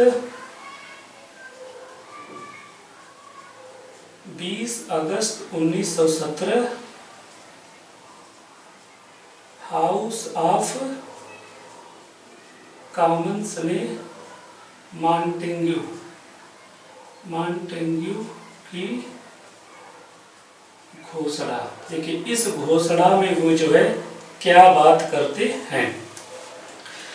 उनका कहना ये था, इस घोषणा में कहते हैं कि प्रशासन की प्रत्येक शाखा में अधिक से अधिक भारतीयों को शामिल किया जाएगा। प्रशासन की प्रत्येक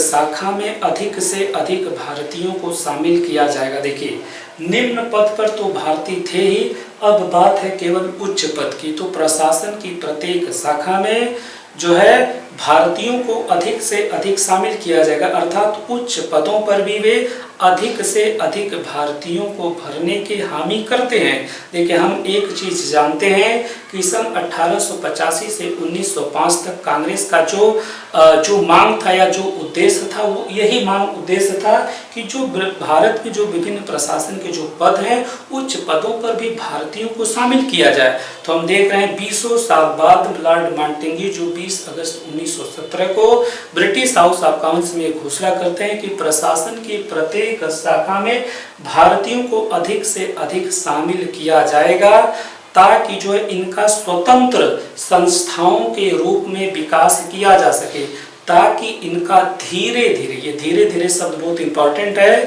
ताकि इनका धीरे धीरे जो है स्वतंत्र संस्थाओं के रूप में विकास किया जाए।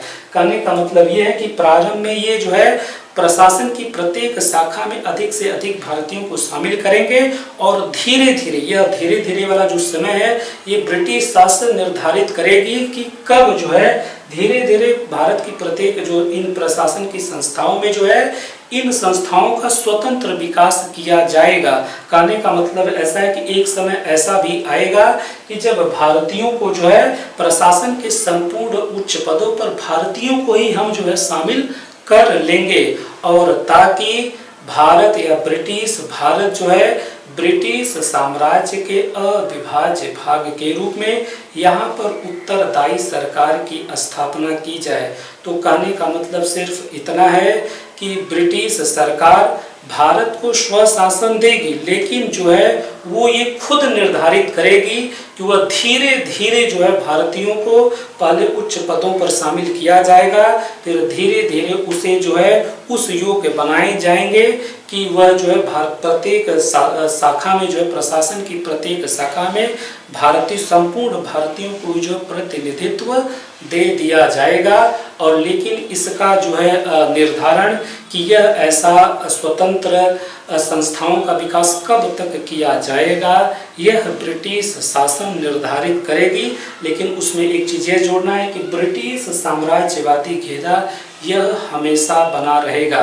तो अभी हम देख रहे हैं किस प्रकार एनी बेसेंट या तिलक का जो स्वशासन की जो मांग थी, इनकी मांग ये थी कि इन्हें तुरंत स्वशासन का अधिकार दे दिया जाए। लेकिन इस मॉन्टेग्यू की घोषणा में इसमें यह बात की गई थी कि धीरे धीरे जो है हम स्वतंत्र संस्थाओं का विकास करेंगे, अर्थात निकट भविष्य में भारत को स्वशासन मिलने का कोई भी जो है अभी उम्मीद नहीं था। तो हम यहाँ पर ये लिखें कि प्रशासन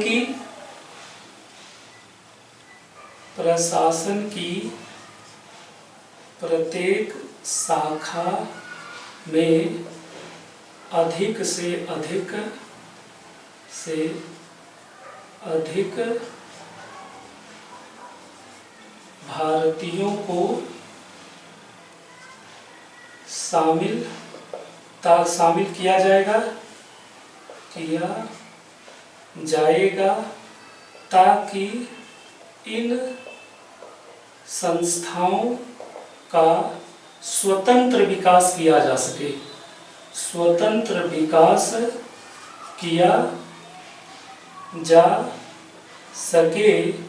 जो ब्रिटिश साम्राज्य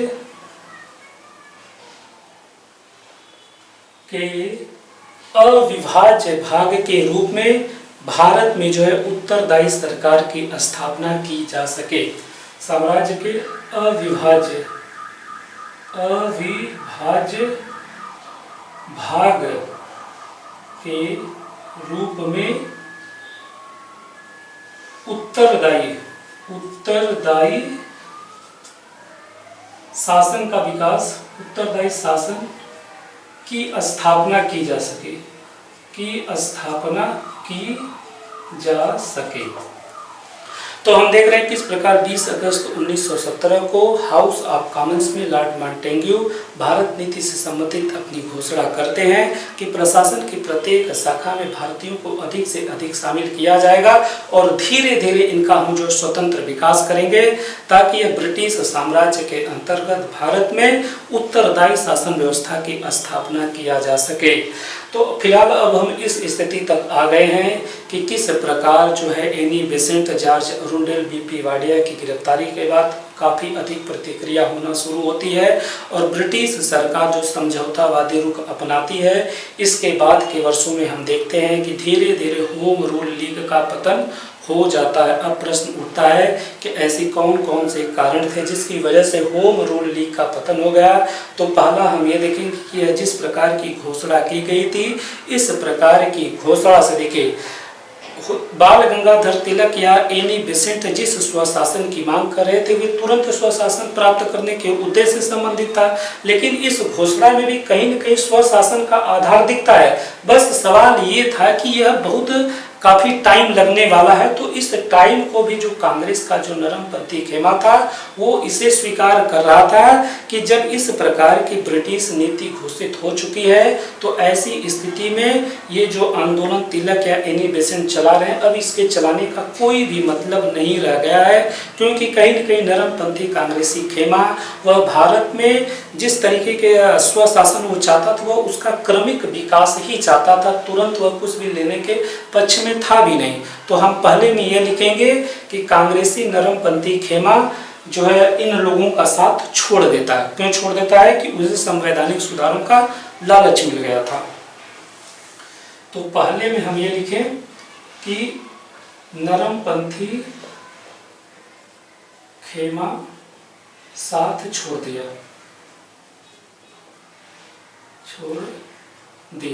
और दूसरी बात ये भी होती है कि जिस प्रकार 28 जुलाई 1917 को बाल गंगाधर तिलक का कांग्रेस में जो प्रस्ताव लाते हैं कि हम शांतिपूर्ण असहयोग करेंगे ब्रिटिश सरकार के साथ, तो ये कांग्रेस का नरमपंथी खेमा भी इससे नाराज था।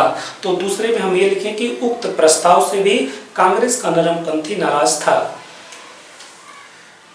दूसरे में चलिए अब फिलहाल तो ये जो है अब मैं बोल कर ही आपको बताऊंगा क्योंकि स्केच खत्म हो चुका है। तो दूसरे प्रस्ताव में हम ये लिखेंगे कि उक्त प्रस्ताव से कांग्रेस का नरमपंथी खेमा इससे नाराज था। तो दूसरे में हम ये जो है ये लिख देंगे कि कांग्रेस का नरमपंथी खेमा उस प्रस्ताव से नाराज था। और तीसरी बात कि एनी बेसेंट खुद इस समय दुविधा की स्थिति में आ गई थी। एनी बेसेंट खुद इस समय दुविधा की स्थिति में आ गई थी कि जिस तरीके से मॉन्टेग्यू की घोषणा की गई थी, उन्हें कभी ये लगता था कि हाँ इस प्रस्ताव को या इस घोषणा को स्वीकार कर लें, और कभी उन्हें लगता कि हम इस घोषणा को स्वीकार नहीं करेंगे। तो ऐसी स्थिति में वे खुद दुविधा में फंस गई थी। तो स्वाभाविक बात था कि इससे इस आंदोलन को जो है नुकसान हो रहा था।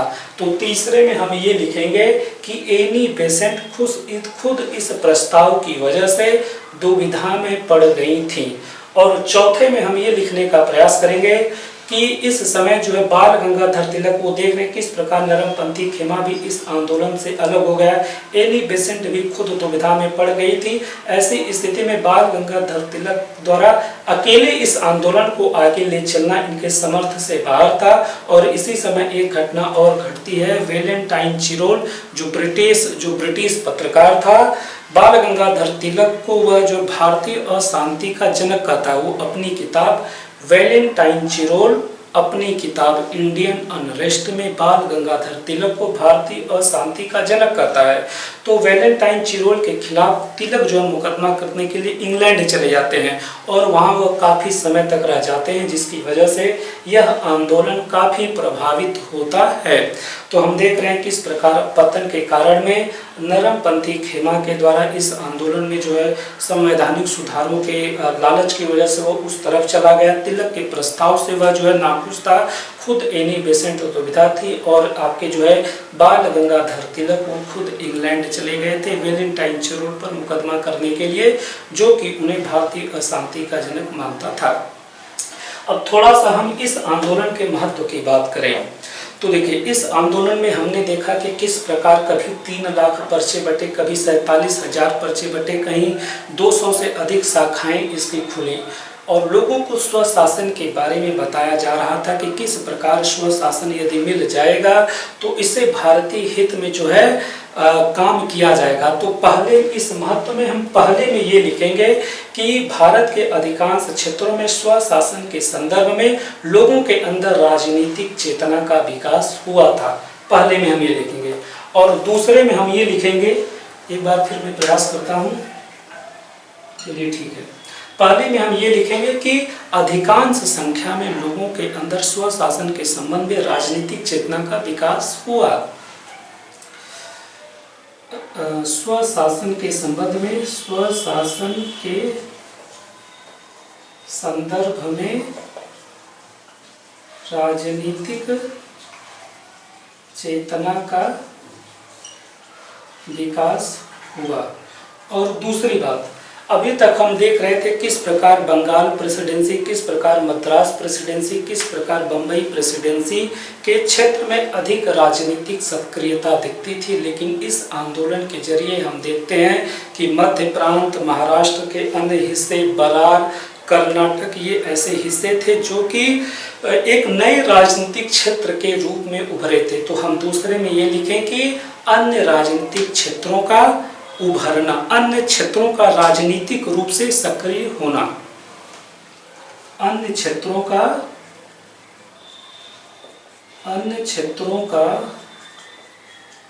राजनीतिक रूप से सक्रिय होना। और तीसरी बात, इसमें हम अन्य क्षेत्रों में दिखाएंगे किस प्रकार मध्य प्रांत आ गया, बरार आ गया, कर्नाटक आ गया। और इसी प्रकार अब इसमें हम ये भी देखेंगे कि किस प्रकार बाल गंगाधर तिलक, बाल गंगाधर तिलक, माफ करिएगा कि थोड़ी सी समस्या की वजह से मुझे वो रिकॉर्डिंग जो रोकना पड़ा था, लेकिन फिलहाल अब सब सही है, मैं इसे जो है आगे बढ़ाता हूँ। तो अभी हम ये देखे थे कि किस प्रकार होम रूल लीग आंदोलन के द्वारा बाल गंगाधर तिलक एवं एनी बेसेंट जो है, यह दोनों संपूर्ण भारत में स्वशासन के संदर्भ में लोगों के अंदर राजनीतिक चेतना पैदा करने का काम वे कर रहे थे। तो फिलहाल हम लोगों का उतना पूरा टॉपिक हो चुका था। अब केवल एक पतन के कारण और महत्व की बात मुझे बताना है। तो पतन के कारण में हम पहला ये देखेंगे कि किस प्रकार जो है जो है लॉर्ड मॉन्टेग्यू 20 अगस्त 1917 को ब्रिटेन के हाउस ऑफ कॉमन्स में भारत की भारत नीति से संबंधित अपनी घोषणा करते हैं कि प्रशासन की प्रत्येक शाखा में भारतीयों को अधिक से अधिक संबद्ध किया जाएगा ताकि उनका धीरे धीरे जो है स्वैच्छिक संस्थाओं के रूप में विकास किया जा सके। तो स्वाभाविक बात है, ये ऐसी बातें थी जिन बातों से जो है कांग्रेस का जो नरम दल था वह काफी प्रभावित हुआ था, क्योंकि उसे अब ऐसा लग रहा था कि बाल गंगाधर तिलक एवं एनी बेसेंट के द्वारा जो स्वशासन संबंधित आंदोलन चलाया जा रहा है वह खुद अब ब्रिटिश सरकार देने वाली है। तो ऐसी स्थिति में इस आंदोलन का अब कोई भी महत्व नहीं रह गया है। और दूसरी तरफ हम देखते हैं किस प्रकार जब एनी बेसेंट, बीपी वाडिया एवं जॉर्ज अरुंडेल की गिरफ्तारी होती है तो बाल गंगाधर तिलक जो है वह कांग्रेस की बैठक में यह प्रस्ताव रखते हैं कि यदि इन तीनों लोगों को सरकार नहीं छोड़ती है तो हम जो है ब्रिटिश सरकार के खिलाफ शांतिपूर्वक अवज्ञा आंदोलन चलाएंगे।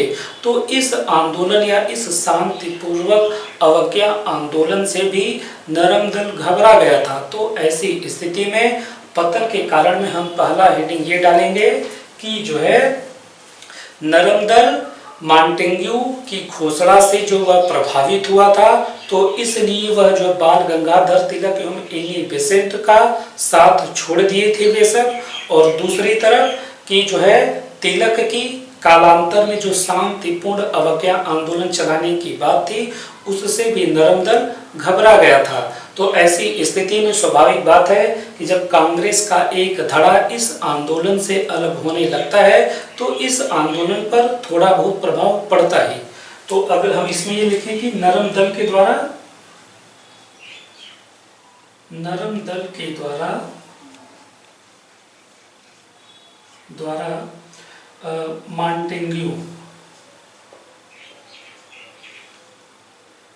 मॉन्टेग्यू घोषणा से नरम दल के द्वारा मॉन्टेग्यू घोषणा से जो है वे तिलक व बेसेंट से अलग हुए। तिलक व बेसेंट से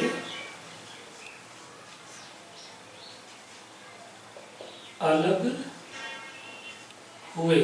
और इसमें हम ये भी जोड़ेंगे कि तिलक के भावी आंदोलन से भी ये घबरा गए थे। तिलक के भावी आंदोलन से भी घबराना। तो ऐसी स्थिति में ये जो है बाल गंगाधर तिलक एवं एनी बेसेंट के इस आंदोलन से किनारा जो है वो कर लेते हैं। और दूसरी बात कि मॉन्टेग्यू की यह जो घोषणा होती है खुद इससे जो है एनी बेसेंट के विचार में परिवर्तन आता है, क्योंकि उन्हें भी खुद लगता है कि जिस तरीके की वे जो है आंदोलन कर रही हैं कालांतर में ब्रिटिश सरकार उसे दे सकती है।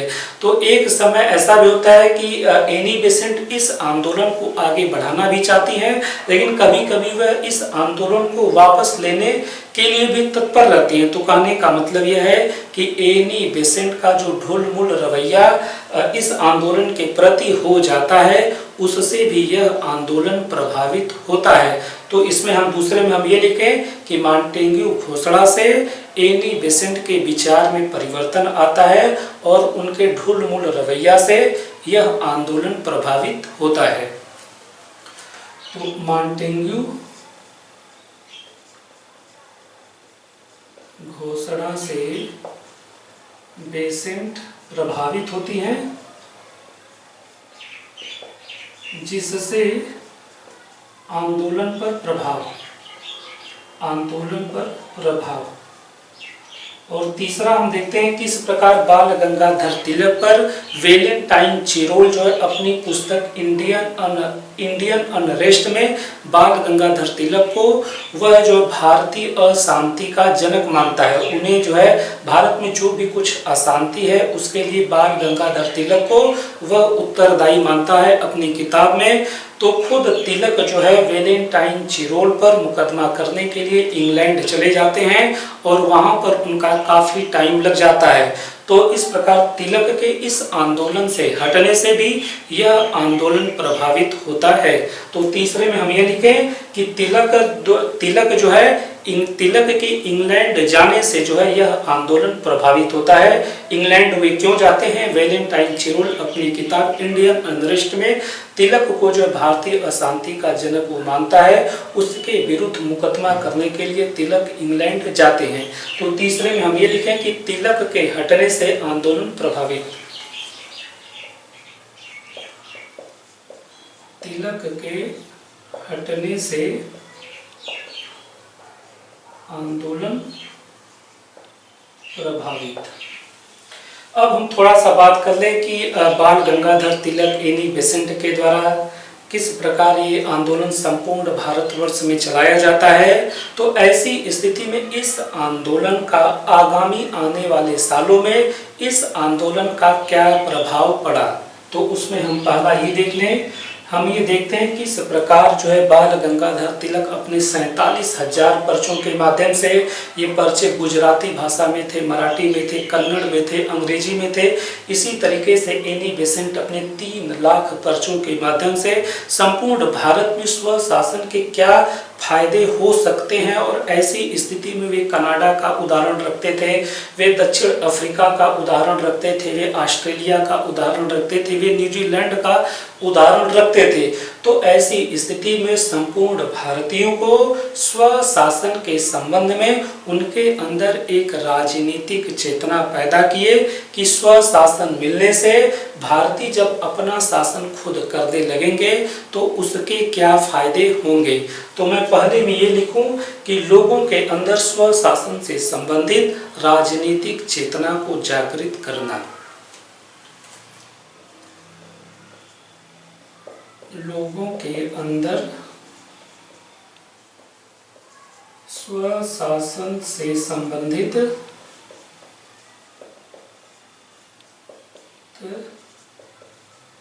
राजनीतिक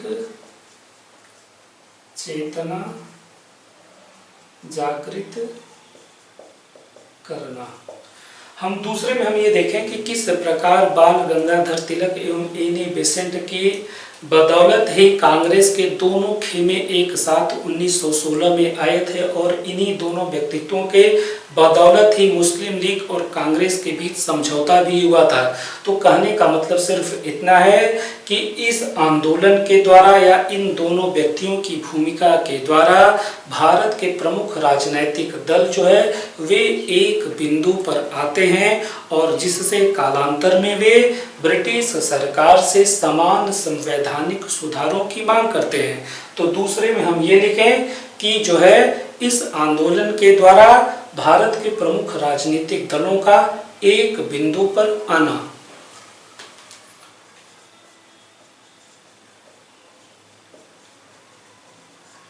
द्वारा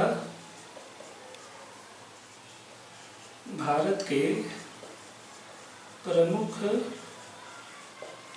राजनीतिक दलों का एक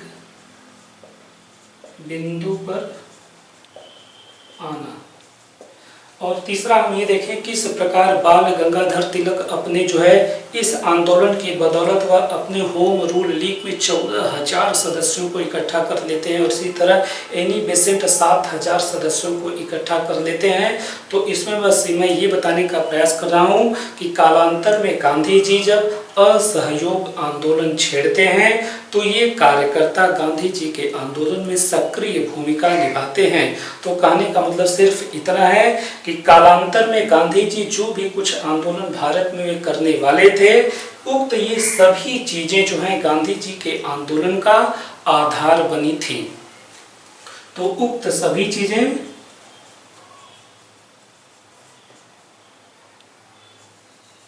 चीजें गांधी जी के आंदोलन का आधार बनी थी। चलिए, आज का अपना ये कंप्लीट है टॉपिक। धन्यवाद।